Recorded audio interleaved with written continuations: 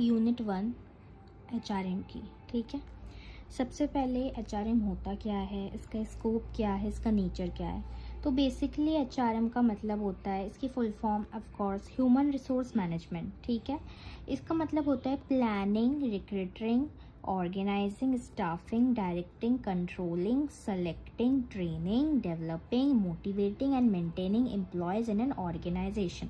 Basically process होता है, जो हमने 5 फंक्शंस ऑफ मैनेजमेंट पढ़े थे वो आप इसमें घुसा दोगे। एंड देन रिक्रूटिंग यानी कि लोगों को, मतलब जो एप्लीकेशंस वगैरह लोग देते हैं, फिर उनको सेलेक्ट करना उनमें से, देन उनको ट्रेन करना, डेवलप करना, फिर उन्हें मोटिवेट करना और मेंटेन करना एम्प्लॉयज़ को एक ऑर्गेनाइजेशन के अंदर, सो डैट ऑर्गेनाइजेशनल गोल्स और एम्प्लॉय गोल्स अलाइन कर सके और अचीव हो सके। ठीक है, तो ये है हमारा HR। सिंपल वर्ड्स में अगर बोले तो HRM का मतलब होता है लोगों को वर्क प्लेस पे मैनेज करना in an effective and human manner. अच्छे से इफेक्टिवली मैनेज करना लोगों को वर्क प्लेस पर।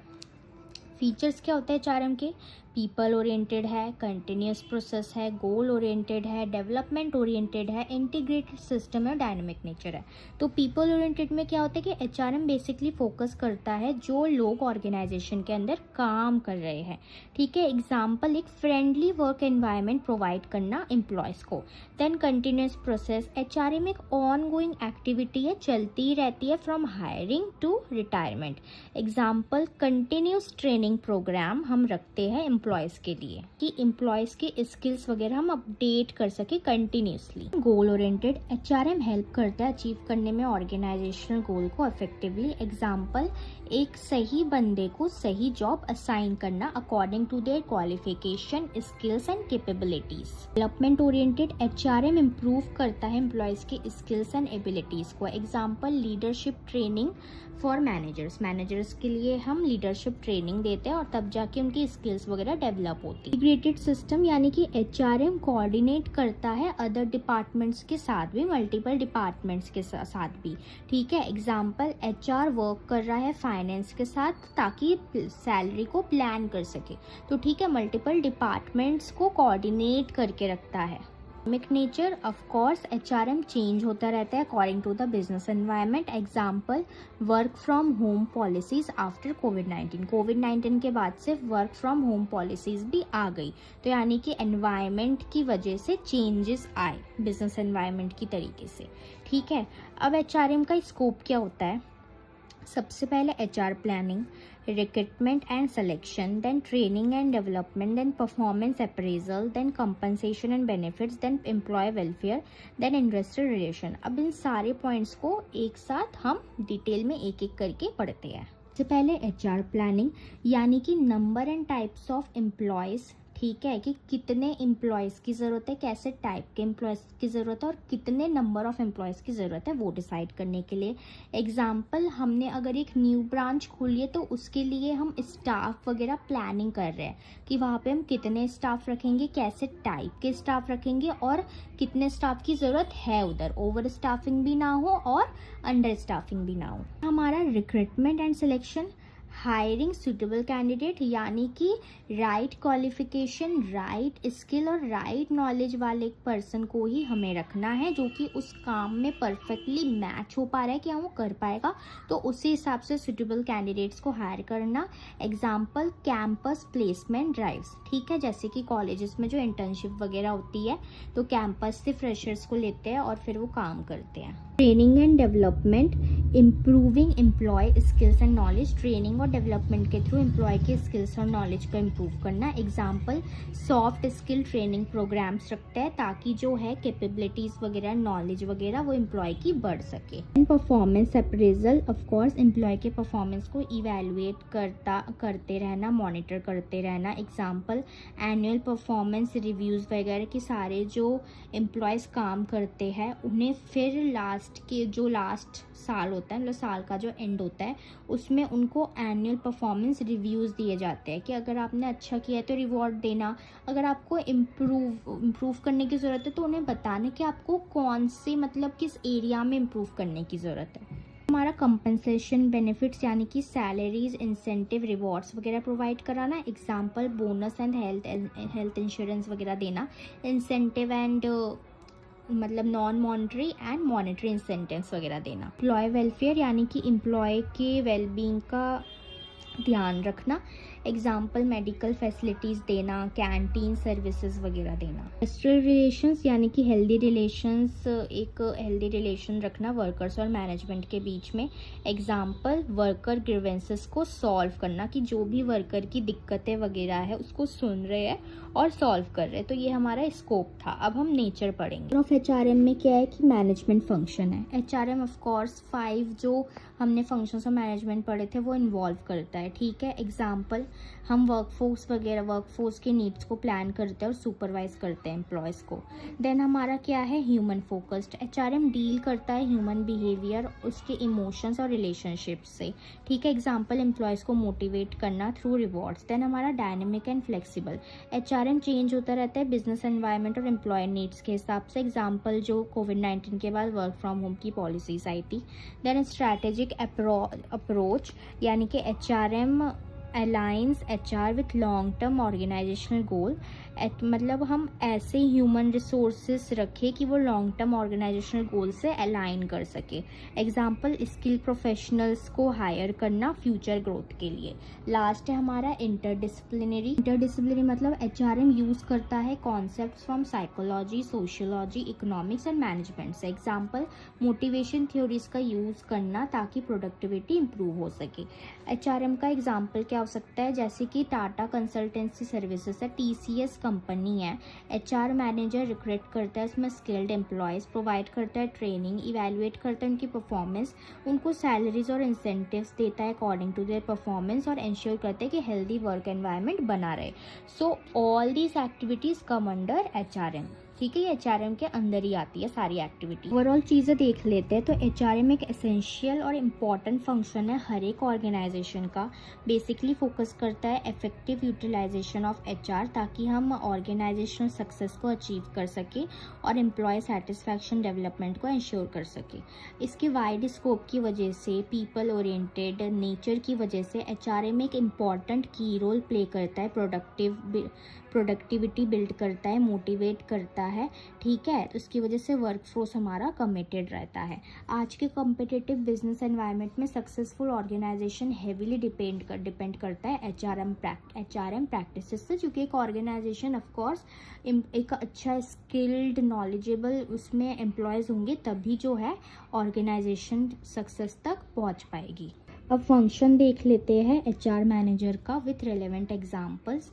सबसे पहले तो introduction. HR manager of course important role play करता है ऑर्गेनाइजेशन में। मेन रिस्पॉन्सिबिलिटी होती है मैनेजर की कि वो लोगों को कैसे मैनेज कर रहा है इफेक्टिवली ताकि एम्प्लॉयज़ एफिशिएंटली वर्क करे, ऑर्गेनाइजेशन गोल्स अचीव हो सके। तो HR मैनेजर परफॉर्म करता है वेरियस फंक्शंस को related to planning, hiring, training, motivating and maintaining employees.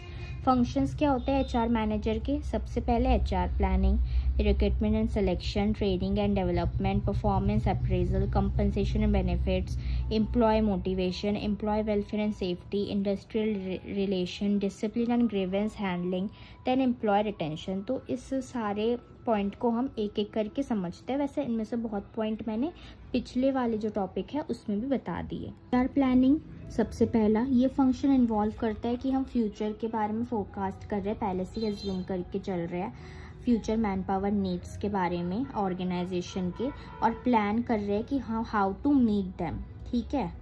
Example, अगर एक कंपनी प्लान करती है एक न्यू ब्रांच खोलने का तो HR मैनेजर एस्टिमेट करेगा कि कितने एम्प्लॉयज़ की ज़रूरत होगी और प्लान करेगा recruitment accordingly. Recruitment and selection.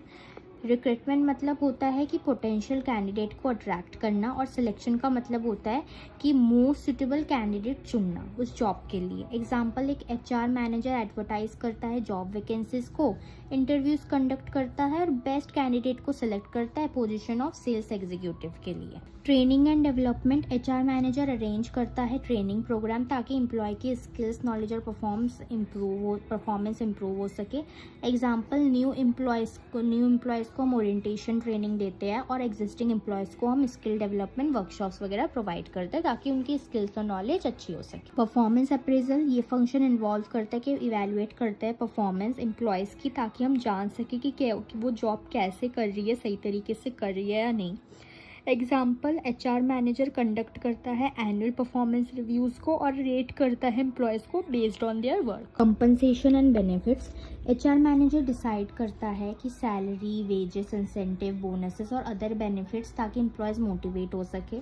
Example, bonuses वगैरह प्रोवाइड करना, गुड परफॉर्मेंस के लिए, और मेडिकल इंश्योरेंस देना एम्प्लॉयज़ को। Employee motivation, HR manager motivate करता है एम्प्लॉयज़ को through rewards, recognition, promotion and career growth opportunities. Example, employee of the month जैसे अवार्ड्स वगैरह देना, ताकि बेटर परफॉर्मेंस कर सके हर कोई इस अवार्ड को पाने के लिए। एम्प्लॉय वेलफेयर एंड सोसाइटी, यानी कि एम्प्लॉय की वेलबींग, हेल्थ और सेफ्टी के बारे में सोचना, ठीक है, वर्क प्लेस के अंदर। ये बहुत ही इंपॉर्टेंट फंक्शन होता है, यानी कि क्लीन ड्रिंकिंग वाटर प्रोवाइड करना, सेफ वर्किंग कंडीशन प्रोवाइड करना, हेल्थ चेकअप फैसिलिटीज़ वगैरह कराते रहना उनके लिए। इंडस्ट्रियल रिलेशंस, तो एचआर मैनेजर मेंटेन करके रखता है harmonious relation between employees and management and handle disputes, यानी कि अच्छे रिलेशन मेंटेन करके रखता है, ठीक है।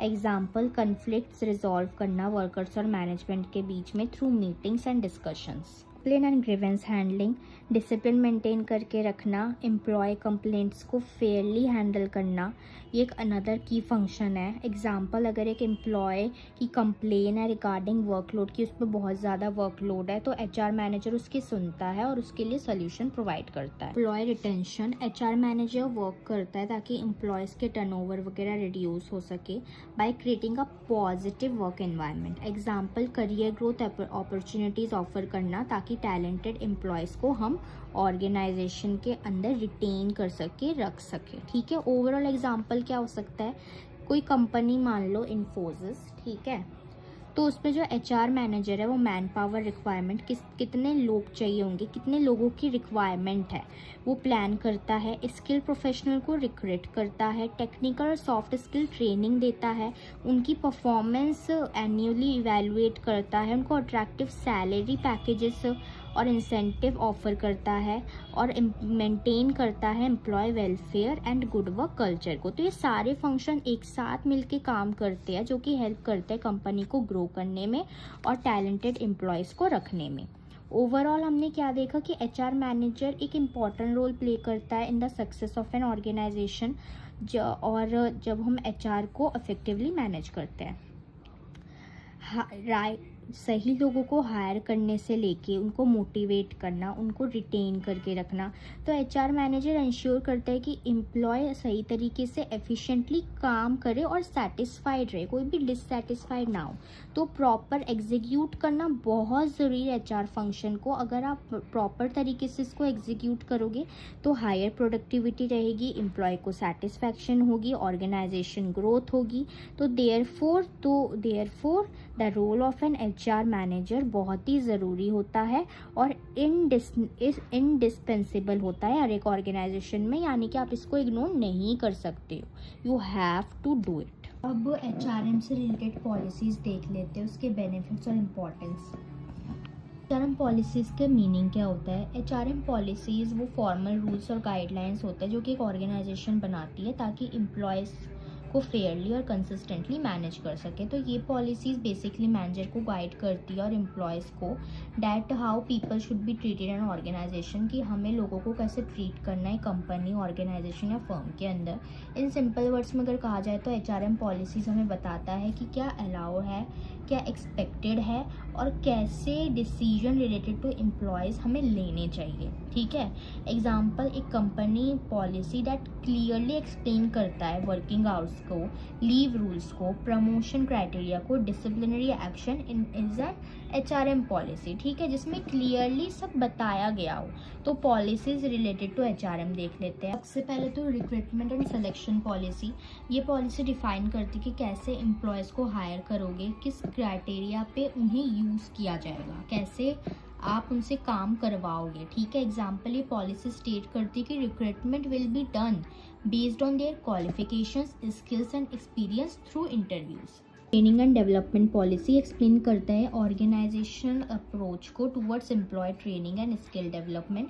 एग्जाम्पल मैंडेटरी ट्रेनिंग वगैरह देना न्यू एम्प्लॉयज़ को और रिफ्रेशर ट्रेनिंग वगैरह एग्जिस्टिंग स्टाफ को। Compensation and wage policy, this policy determine salary structure कैसे होगा, इंसेंटिव बोनसेस बेनिफिट्स वगैरह क्या होंगे। एग्जाम्पल, एक company performance based bonuses offer करती है और एनुअल सैलरी इंक्रीमेंट्स भी देती है। प्रमोशन एंड ट्रांसफर पॉलिसी, ये गाइडलाइन प्रोवाइड करती है प्रमोशन, ट्रांसफ़र और करियर ग्रोथ ऑफ एम्प्लॉयज़ के लिए।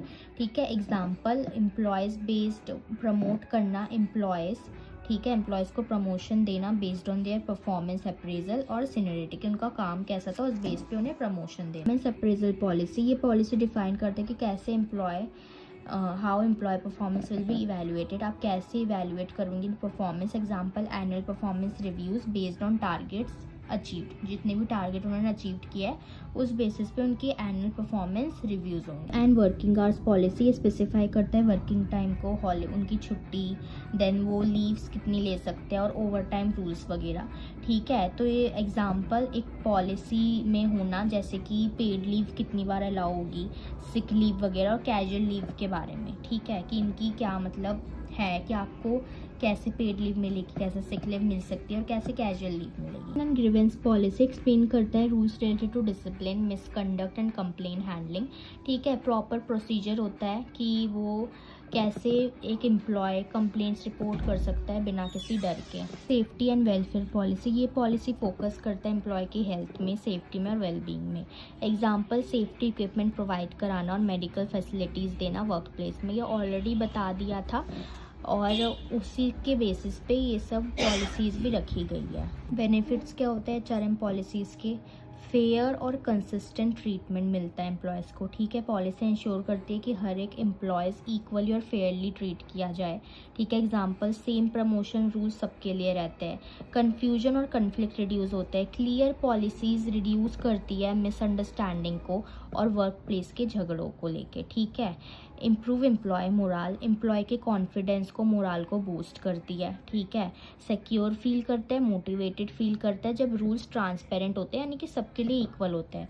Better decision making, manager decision ले सकता है ईजिली पॉलिसीज़ को फॉलो करके। ठीक है, तो ईजी डिसीजन मेकिंग हो जाती है। प्रोटेक्शन पॉलिसीज़ हेल्प करते हैं ऑर्गेनाइजेशन को फॉलो करने में लेबर लॉज और लीगल इश्यूज़ को अवॉइड करता है, यानी कि लेबर से रिलेटेड जो भी रूल्स एंड रेगुलेशन लॉज होते हैं वो लोग फॉलो कर पाते हैं पॉलिसीज़ की वजह से। इंपॉर्टेंस क्या है एचआरएम पॉलिसीज़ के, ऑर्गेनाइजेशनल गोल को सपोर्ट करता है, एम्प्लॉय सेटिस्फैक्शन को इन्हांस करता है, वर्क कल्चर को इम्प्रूव करता है और एम्प्लॉय रिटेंशन में मदद करते हैं, यानी कि एम्प्लॉय टिक जाते हैं कंपनी में क्योंकि उन्हें सेटिस्फैक्शन मिल रही होती है। ठीक है, एग्जाम्पल अगर ले तो जैसे कि एक विप्रो कंपनी है, उसमें एचआरएम पॉलिसीज़ क्लियरली डिफाइन करती है रिक्रूटमेंट प्रोसीजर को, ट्रेनिंग और ट्रेनिंग प्रोग्राम को, सैलरी स्ट्रक्चर को, leave rules and grievance handling system को। तो ये पॉलिसी हेल्प करती है फेयरनेस मेंटेन करने में, मोटिवेट करती है एम्प्लॉयज़ को, कॉन्फ्लिक्ट्स रिड्यूस करती है और स्मूथ ऑर्गेनाइजेशनल फंक्शनिंग को इंश्योर करती है। ओवरऑल क्या हमने देखा कि HRM policies of course important role play करती है इफेक्टिवली मैनेज करने में, एचआर को प्रोवाइड करती clear framework for employee related decisions और फेयरनेस वगैरह इंश्योर करती है, ट्रांसपेरेंसी कंसिस्टेंसी रखती है ऑर्गेनाइजेशन में। अगर एचआरएम पॉलिसीज़ वेल डिजाइंड होंगे तो सिर्फ एम्प्लॉयज़ को बेनिफिट नहीं होगा लेकिन ऑर्गेनाइजेशन भी सक्सेस अचीव कर सकेगी। देयरफॉर एचआरएम पॉलिसी बहुत ही इंपॉर्टेंट होती है पॉजिटिव वर्क एनवायरनमेंट को क्रिएट करने के लिए और ऑर्गेनाइजेशनल ग्रोथ को सस्टेनेबल बनाने के लिए। क्या चैलेंजेस होते हैं? ठीक है, what are challenges before HR manager keeping in view the current development and changing trends in the job market. तो एचआर को क्या चैलेंजेस, एचआर मैनेजर को क्या चैलेंजेस फेस करने पड़ते हैं कीपिंग इन व्यू द जो करंट डेवलपमेंट्स हो रही होती है, ऑफकोर्स डायनेमिक होती है। ठीक है, और चेंजिंग ट्रेंड, जो भी ट्रेंड्स वगैरह चेंज होते हैं जॉब मार्केट में, तो उसमें चैलेंजेस क्या फेस करने पड़ते हैं एचआर मैनेजर को। सबसे पहले तो आज की फास्ट चेंजिंग जॉब मार्केट में एचआर मैनेजर का रोल बहुत ही कॉम्प्लेक्स और चैलेंजिंग हो गया है। Technological advancement, globalization, changing employee expectation और न्यू वर्क पैटर्न्स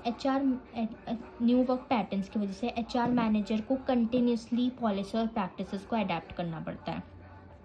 हर किसी को इफेक्टिवली मैनेज करना पड़ता है, ठीक है, इस एनवायरनमेंट में, जो कि बहुत ही मेजर चैलेंज है हर एक एचआर मैनेजर के लिए।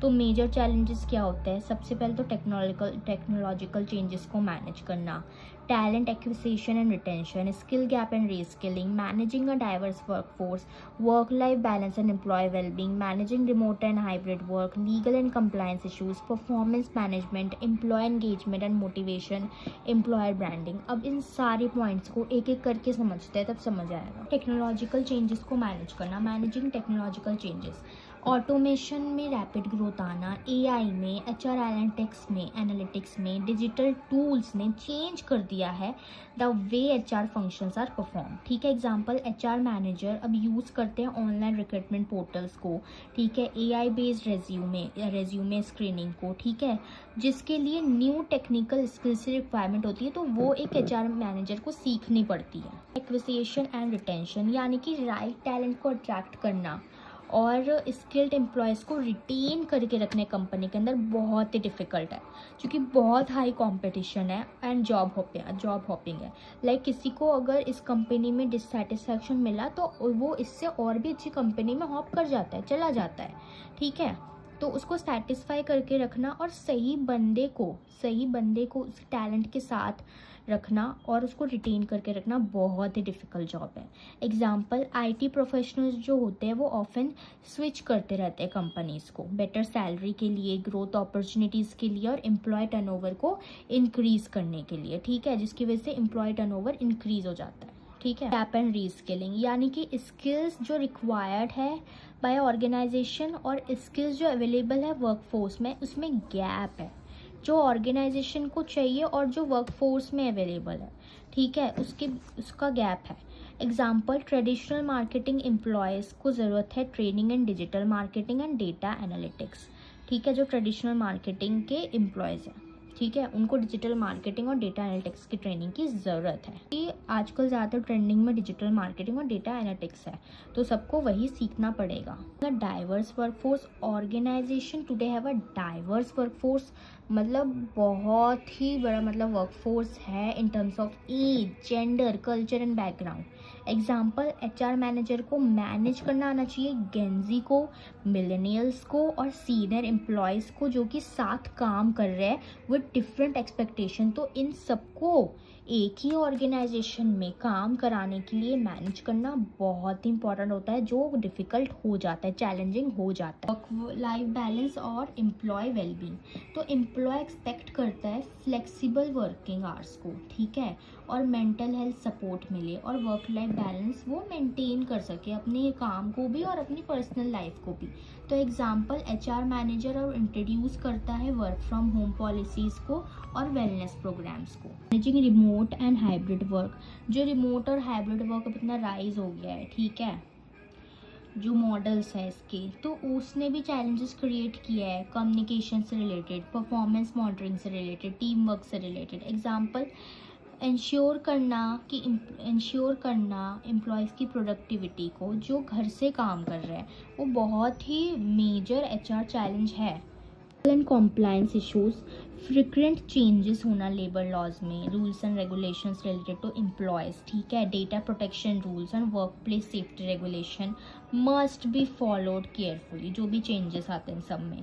Example, HR must ensure compliance with minimum wage laws, उसे सारे लॉस पता होने चाहिए एम्प्लॉयज से रिलेटेड, ठीक है, और ऐसे इंश्योर करना चाहिए कि वो फॉलो भी हो। Performance management, traditional performance appraisal system are becoming outdated and ineffective, जो कि ट्रेडिशनली हम जैसे मेजर करते हैं ना, वो सिस्टम अब आउटडेटेड हो रहा है, इनफेक्टिव हो रहा है, ठीक है। एग्जाम्पल, एचआर मैनेजर अब शिफ्ट कर रहा है annual appraisals to continuous feedback system, कि कंटिन्यूसली हर को एनुअल अप्रेजल नहीं, यानी कि साल में, एक साल के एंड में तुम सिर्फ नहीं देख रहे हो कि किसकी क्या परफॉर्मेंस है, तुम कंटिन्यूसली फीडबैक सिस्टम रख रहे हो, ठीक है। एंगेजमेंट मोटिवेशन, तो यानी कि एम्प्लॉयज़ को मोटिवेट रखना और उनको इंगेज करके रखना बहुत डिफिकल्ट है, स्पेशली जब एम्प्लॉयज़ रिमोटली यानी कि घर से काम कर रहे हैं, ठीक है।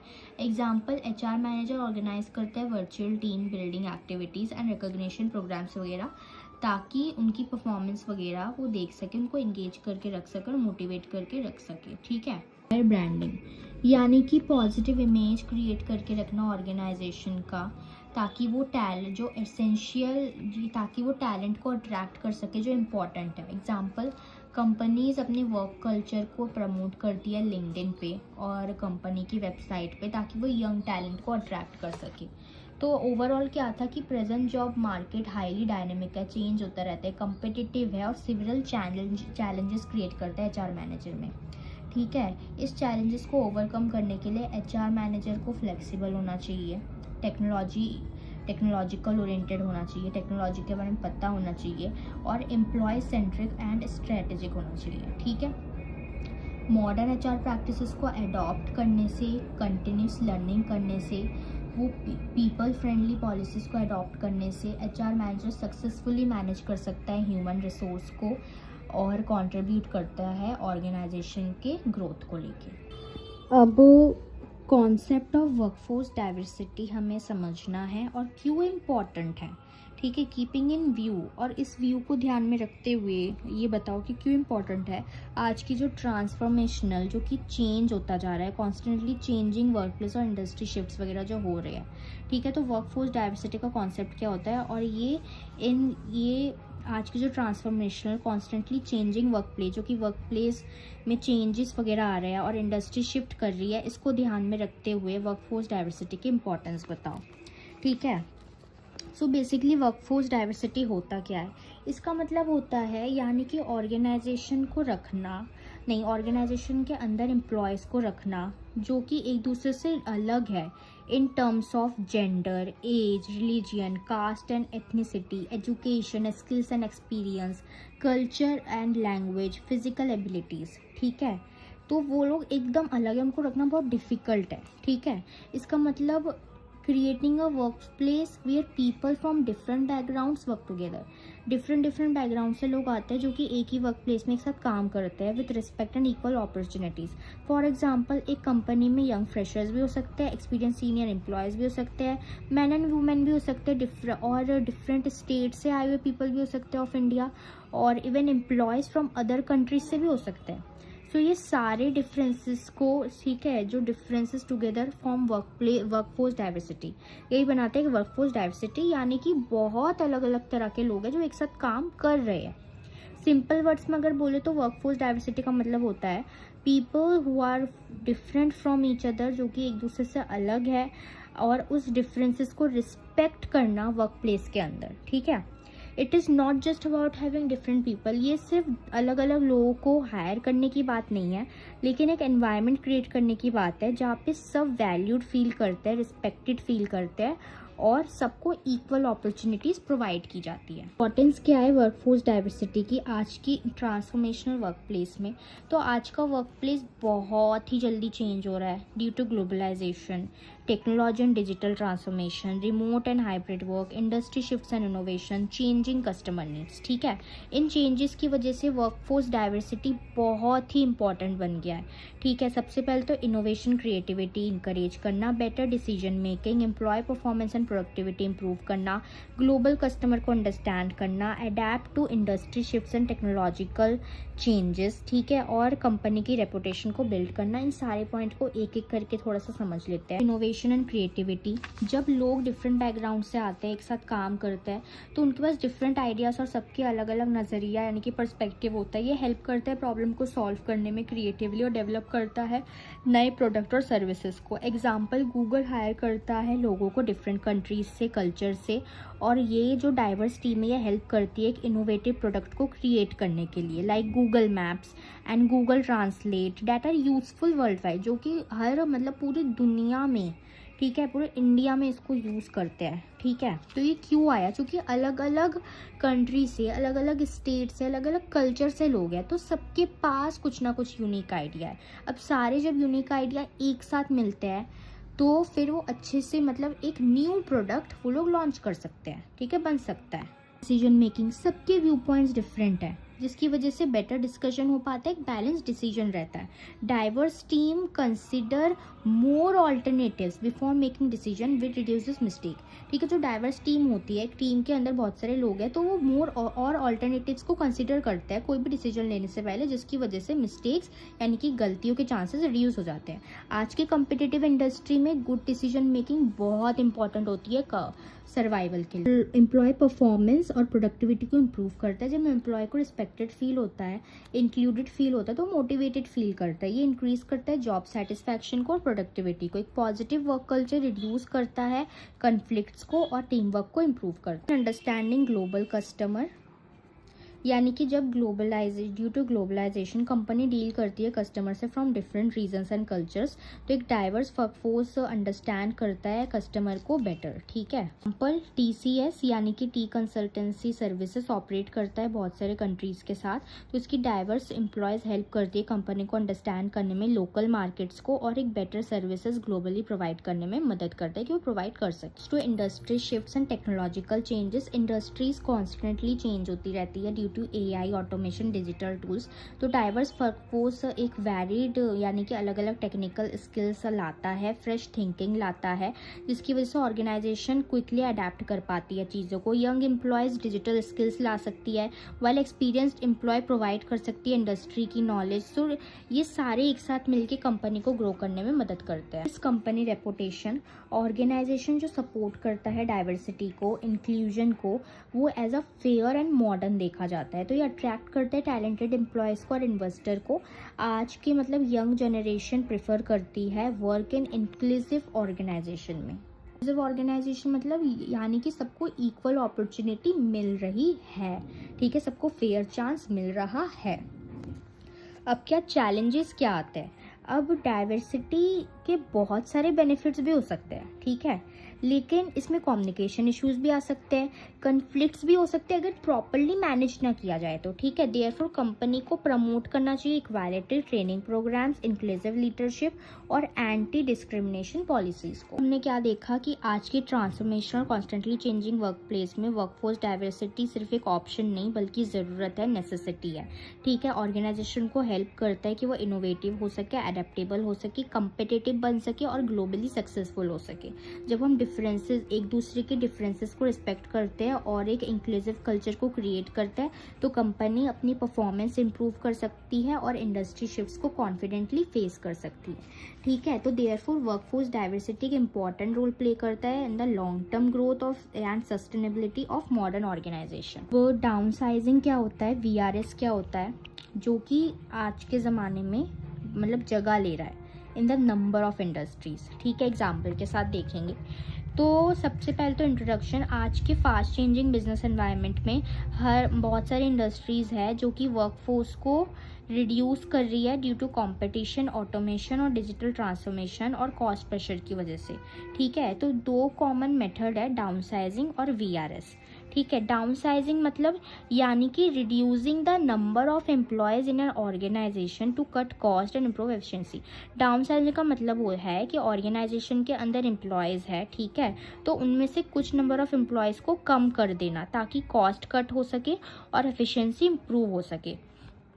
कभी कभी होता है ना कि जब भीड़ इकट्ठा हो जाती है ना, तब भी काम अच्छे से नहीं होता। ठीक है, तो मतलब उस भीड़ को कम करने के लिए डाउनसाइजिंग करते हैं। यूजुअली कब होता है, जब कंपनी फाइनेंशियल लॉस को फेस करती है, तो जब लो डिमांड होती है प्रोडक्ट्स को लेके, या फिर टेक्नोलॉजी रिप्लेस होती है टेक्नोलॉजी रिप्लेस करती है मैनुअल वर्क को। ठीक है, तो कंपनी को रीस्ट्रक्चर या फिर मर्ज करने की ज़रूरत होती है या फिर इच्छा होती है। ठीक है, तो ये हो सकता है ले ऑफ से, यानी कि एम्प्लॉयज़ को रिमूव करने से, डिपार्टमेंट्स को क्लोज करने से, ऑटोमेशन करने से और मर्जर्स एक्विजिशंस करने से, यानी कि मर्ज ही कर दो आप। ठीक है, एग्जाम्पल कोविड-19 के टाइम पे बहुत सारी कंपनी थी जिन्होंने स्टाफ को रिड्यूस किया ताकि वो सेल को कम कर सके। ठीक है, एयर इंडिया ने रिड्यूस किया, एयर इंडिया का हम इसमें एग्जांपल, एयर इंडिया भी इसमें एक एग्जांपल है, उसने रिड्यूस किया अपने वर्कफोर्स को ताकि aviation industry heavy losses face ना करे और लो पैसेंजर डिमांड आए। ठीक है, सिमिलरली बहुत सारे आईटी और टेक्नोलॉजिकल कंपनीज थे जिन्होंने ग्लोबली एम्प्लॉयज़ को रिड्यूस किया ताकि ऑटोमेशन हो सके, ऑटोमेशन की वजह से और इकोनॉमिक स्लो डाउन्स की वजह से। अब वीआरएस क्या होता है, यानी कि वॉलंटरी रिटायरमेंट स्कीम। ठीक है, ये एक मेथड होता है जहाँ पे एम्प्लॉयज़ को ना ऑप्शन दिया जाता है कि वो जल्दी से रिटायर ले ले in return for compensation benefits. हम तुम्हें इतने इतने मतलब हम तुम्हें ये बेनिफिट देंगे, कंपनसेशन बेनिफिट देंगे अगर तुम अर्ली रिटायरमेंट ले लोगे हमारी कंपनी से। ठीक है, तो हम तुम्हें ये बेनिफिट भी देंगे। तो इसका मतलब होता है कि हम सीधा तुम्हें निकाल भी नहीं रहे, हम तुम्हें ऑप्शन दे रहे हैं। इन रिटर्न हम तुम्हें कंपनसेशन बेनिफिट्स भी देंगे अगर तुम जल्दी रिटायरमेंट ले लोगे। ठीक है, वीआरएस के अंदर क्या होता है कि एम्प्लॉयर्स को फोर्स नहीं किया जाता लीव करने के लिए जैसे डाउनसाइजिंग में किया जाता है। ठीक है, तो कंपनी ऑफर करती है फाइनेंशियल पैकेजेस वगैरह, सैलरी, बेनिफिट्स, ग्रेट्युटी और पेंशन को यूजुअली सीनियर्स या फिर लॉन्ग सर्वे एम्प्लॉयज़ को ऑफर किया जाता है। वीआरएस कंसिडर किया जाता है more human and less aggressive method compare to layoffs, कि सीधा निकाल नहीं रहे हैं, हम उन्हें ऑप्शन दे रहे हैं, हम फोर्स नहीं कर रहे हैं। Example, state bank of India ने इंट्रोड्यूस किया वीआरएस को ताकि वो सरप्लस स्टाफ को रिड्यूस कर सके और ऑपरेशंस को मॉडर्नाइज कर सके। मैनी सीनियर एम्प्लॉयज़ ने इस स्कीम को अपनाया भी और हेल्प किया बैंक को रिड्यूस करने में कॉस्ट विदाउट फोर्सफुल टर्मिनेशन। ठीक है, सिमिलरली बहुत सारे पब्लिक सेक्टर यूनिट्स थे इंडिया में जिन्होंने वीआरएस का यूज़ किया जब वो अपनी कंपनी को वापस से रीस्ट्रक्चर कर रहे थे। डिफरेंस क्या होता है डाउन साइजिंग एंड वीआरएस में, ये फोर्स्ड कर सकते हैं और ये वॉलंटरी यानी कि ऑप्शन दिया है, फोर्स नहीं किया है। मेथड इसमें ले ऑफ और रीस्ट्रक्चरिंग होता है, इसमें early retirement with benefits.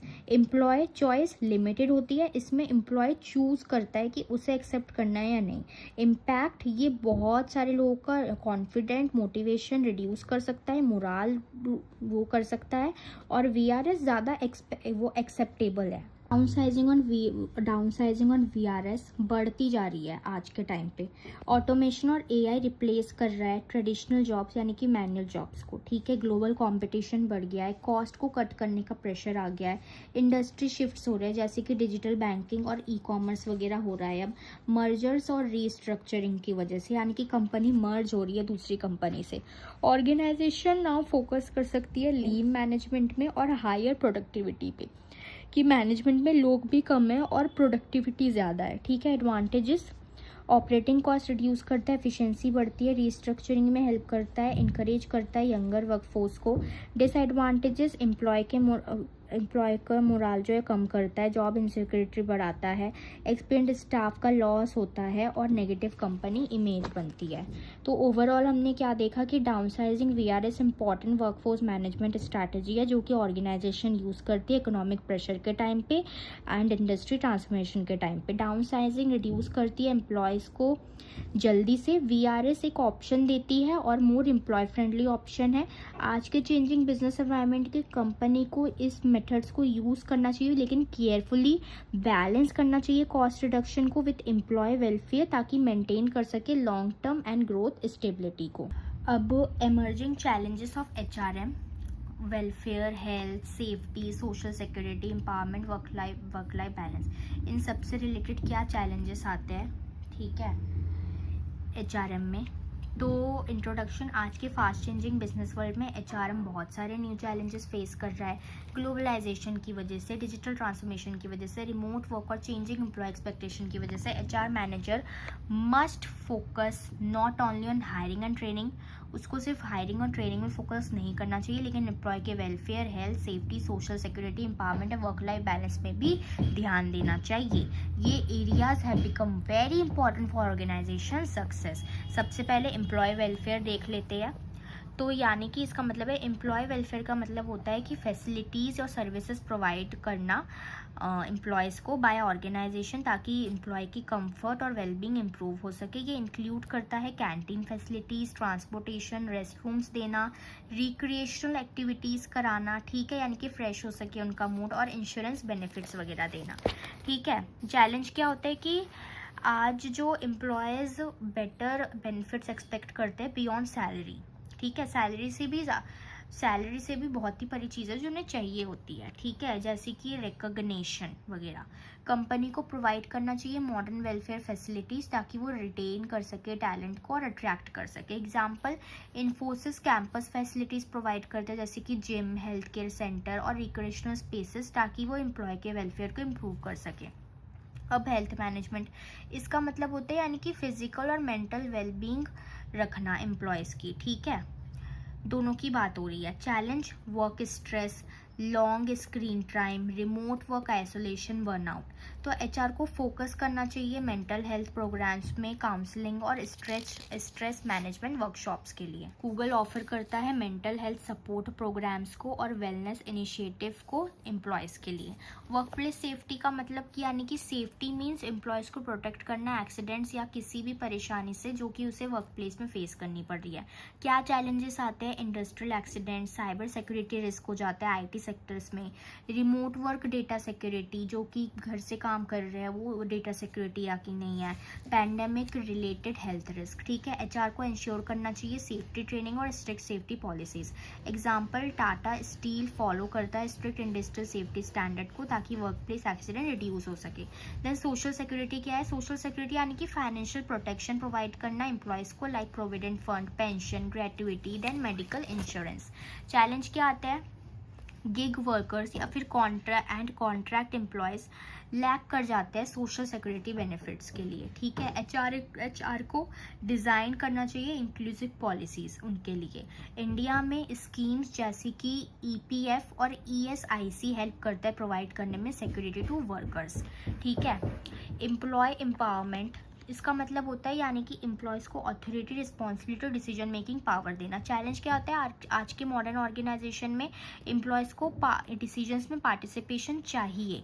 HR को क्रिएट करना चाहिए culture of trust and openness, ठीक है। एम्प्लॉय मोटिवेटेड फील होता है, एम्पावर फील कराते हैं हम और बेटर परफॉर्म कर सकता है। वो एग्जाम्पल, विप्रो इनकरेज करता है टीम बेस्ड डिसीजन मेकिंग और लीडरशिप डेवलपमेंट प्रोग्राम को। वर्क लाइफ बैलेंस, इसका मतलब होता है यानी कि हेल्दी बैलेंस रखना between work responsibilities and personal life. Emerging challenge क्या होता है? लॉन्ग वर्किंग आवर्स होते हैं, वर्क फ्रॉम होम का pressure, 24/7 connectivity, stress and burnout. HR को इंट्रोड्यूस करना चाहिए flexible working hours, hybrid work models और लीव पॉलिसीज को। एग्जाम्पल, बहुत सारे आईटी कंपनी है जो अलाउ करती है हाइब्रिड वर्क को ताकि एम्प्लॉयज़ की सेटिस्फैक्शन इंप्रूव हो सके और प्रोडक्टिविटी। क्यों ये चैलेंजेस बढ़ते जा रहे हैं? डिजिटल ट्रांसफॉर्मेशन हो रहा है, ग्लोबल कंपटीशन हो रहा है, एम्प्लॉय की एक्सपेक्टेशन चेंज हो रही है अब, और राइट्स को लेके अवेयरनेस इंक्रीज हो रही है, ग्रोथ ऑफ गिग इकोनॉमी की ग्रोथ हो रही है। तो एचआर मैनेजर को बहुत और स्ट्रैटेजिक होना चाहिए, पीपल ओरिएंटेड होना चाहिए पहले से भी। ओवरऑल क्या देखा कि आज के डायनेमिक और ट्रांसफॉर्मेशनल वर्क प्लेस में एचआरएम अब लॉन्गर लिमिटेड नहीं रहा, सिर्फ रिक्रूटमेंट और सैलरी मैनेजमेंट तक नहीं रहा। इसको एड्रेस करना चाहिए एमर्जिंग चैलेंजेस को related to welfare, health, safety, social security, empowerment and work life balance. Organisation जो फोकस करता है एम्प्लॉय वेलबींग को, एम्पावरमेंट को, ताकि हायर प्रोडक्टिविटी अचीव कर सके, लॉयल्टी अचीव कर सके और लॉन्ग टर्म सक्सेस मिल सके, ठीक है। देयरफॉर इफेक्टिव एचआरएम एक crucial role, important role play करता है हेल्दी सेफ एनवायरनमेंट को बिल्ड करने में और मोटिवेटेड वर्कफोर्स रखने में मॉडर्न इंडस्ट्रीज में। एम्प्लॉय कोड ऑफ कंडक्ट क्या होता है? इसका मतलब होता है rules and guideline, set of rules and guidelines जो कि एक्सप्लेन करते हैं कि कैसे एम्प्लॉयज़ को बिहेव करना चाहिए वर्क प्लेस के अंदर। ये बताता है कि एम्प्लॉयज़ को कि क्या एक्सेप्टेबल है, क्या अनएक्सेप्टेबल है, क्या अनएक्सेप्टेबल बिहेवियर है ऑर्गेनाइजेशन के अंदर। सिंपल वर्ड्स में अगर बोले तो एक रिटर्न डॉक्यूमेंट होता है जहाँ पे वो गाइड करता है एम्प्लॉय को about their professional behaviour, ethics और डिसिप्लिन, रिस्पेक्ट टूवर्ड्स दूसरों के लिए respect and company policies. Help करता है कि ऑर्डर मेंटेन कर सके, डिसिप्लिन मेंटेन कर सके और पॉजिटिव वर्क एनवायरनमेंट रहे।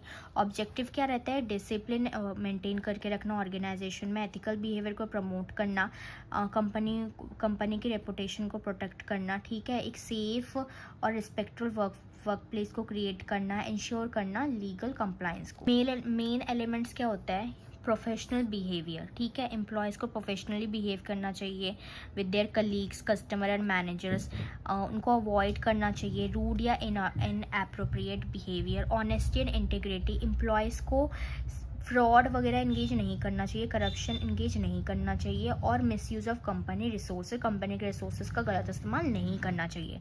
Respect and non discrimination, there should be no discrimination, कोई डिस्क्रिमिनेशन नहीं होनी चाहिए जेंडर, रिलीजन, कास्ट, एज या बैकग्राउंड से रिलेटेड, सबको इक्वली ट्रीट करना चाहिए। कॉन्फिडेंशियलिटी यानी कि एम्प्लॉयज़ को प्रोटेक्ट करना चाहिए कंपनी के इन्फॉर्मेशन को, और कॉन्फिडेंशियल डेटा को किसी भी बाहर वाले के साथ शेयर नहीं करना चाहिए। Then attendance and discipline, employee को फॉलो करना चाहिए ऑफिस टाइमिंग, कंपनी के रूल्स को और work place policies. Company property, company के रिसोर्सेज जैसे कि लैपटॉप, इंटरनेट, व्हीकल को सिर्फ आप रिस्पॉन्सिबली यूज़ करोगे। मीडिया बिहेवियर, एम्प्लॉय को कोई भी नेगेटिव पोस्ट वगैरह नहीं डालनी चाहिए, कॉन्फिडेंशियल इन्फॉर्मेशन नहीं डालनी चाहिए अबाउट द कंपनी ऑनलाइन। अब इम्पॉर्टेंस क्या होती है, यानी कि डिसिप्लिन मेंटेन करना, कन्फ्लिक्ट्स रिड्यूस होते हैं, ट्रस्ट बिल्ड होता है, कंपनी की इमेज इंप्रूव होती है, पॉजिटिव वर्क कल्चर क्रिएट होता है। एक प्रॉपर कोड ऑफ कंडक्ट के बिना यहाँ कन्फ्यूजन हो सकती है या फिर अनएथिकल प्रैक्टिसेस हो सकती है। एग्जाम्पल, टाटा ग्रुप का एक स्ट्रॉन्ग कोड ऑफ कंडक्ट था, ठीक है, जो था टाटा कोड ऑफ कंडक्ट, ठीक है। तो उन्होंने ऑनेस्टी, फेयरनेस, रिस्पेक्ट पे फोकस किया, सारे एम्प्लॉय को फॉलो करना चाहिए एथिकल बिजनेस प्रैक्टिसेस को, इन्होंने इंश्योर करा। इसने हेल्प करा कंपनी को बिल्ड करने में स्ट्रॉन्ग रेपुटेशन ग्लोबली। सिमिलरली बहुत सारे ऐसे मल्टीनेशनल कंपनी है जिनकी स्ट्रिक्ट पॉलिसीज है अगेंस्ट हैरेसमेंट एंड करप्शन को लेके। कॉन्सिक्वेंसेस क्या हो सकता है अगर आप कोड ऑफ कंडक्ट को ना मानो, ठीक है। अगर एक एम्प्लॉय ब्रेक करता है रूल्स को तो एक्शंस ले सकते हैं, वार्निंग दे सकते हैं, सस्पेंशन कर सकते हैं, फाइन लगा सकते हैं या फिर टर्मिनेशन सीधा निकाल सकते हैं, ठीक है। तो ये डिसिप्लिन मेंटेन करता है और फेयरनेस मेंटेन करता है एक ऑर्गेनाइजेशन में, ठीक है। ओवरऑल क्या देखा, एम्प्लॉय कोड ऑफ कंडक्ट बहुत ही एसेंशियल होता है हर एक ऑर्गेनाइजेशन में, गाइड करता है एम्प्लॉय को कि कैसे बिहेव करना है एथिकली, प्रोफेशनली। आज के कॉम्पिटिटिव और डाइवर्स वर्क प्लेस में clear code of conduct help करता है मेंटेन करने में डिसिप्लिन, रिस्पेक्ट और ट्रस्ट को। देयरफॉर एक strong well implemented code of conduct होना चाहिए, बहुत ही नेसेसरी होता है स्मूथ फंक्शनिंग के लिए, ऑर्गेनाइजेशन के लिए और लॉन्ग टर्म सक्सेस के लिए हर एक ऑर्गेनाइजेशन में। अब human resource information system HRIS क्या होता है? सो ये कंप्यूटर बेस्ड सिस्टम होता है जो कि कलेक्ट, स्टोर, मैनेज करता है, एनालाइज करता है इन्फॉर्मेशन को related to employees in an organisation, combine करता है HR एक्टिविटीज़ को with information technology to make HR work faster, accurate and systematic. Meaning क्या होता है, डिजिटल सिस्टम होता है जो कि हेल्प करता है HR डिपार्टमेंट को ताकि वो एम्प्लॉय को मैनेज कर सके, एम्प्लॉय के डेटा को मैनेज कर सके, सच एज पर्सनल डिटेल, उसकी अटेंडेंस, उसकी salary, performance, training, recruitment and leave records in एक ही जगह पे। पेपर वर्क रिड्यूस करता है, बेटर डिसीजन मेकिंग हो पाती है। सिंपल वर्ड्स में HRIS एक सॉफ्टवेयर सिस्टम है जो कि मैनेज करता है HR related information efficiently. Feature क्या होते हैं, एम्प्लॉय डेटाबेस मैनेजमेंट, कि आप डिटेल्स वगैरह स्टोर करके रख सकते हो, name, address, qualification, experience, contact information एक ही जगह पे। पेरोल मैनेजमेंट यानी कि सैलरी, बोनसेस, डिडक्शन, ठीक है, और जनरेट करता है पे स्लिप्स वगैरह। देन अटेंडेंस वगैरह से देख सकते हो, ट्रैक कर सकते हो, लीव्स वगैरह देख सकते हो कितनी छुट्टी ली है, वर्किंग आवर्स वगैरह। रिक्रूटमेंट एंड सिलेक्शन यानी कि रिकॉर्ड रखना, ठीक है, मेंटेन करके रखना एप्लीकेंट्स के, और हायरिंग प्रोसेस वगैरह देखना।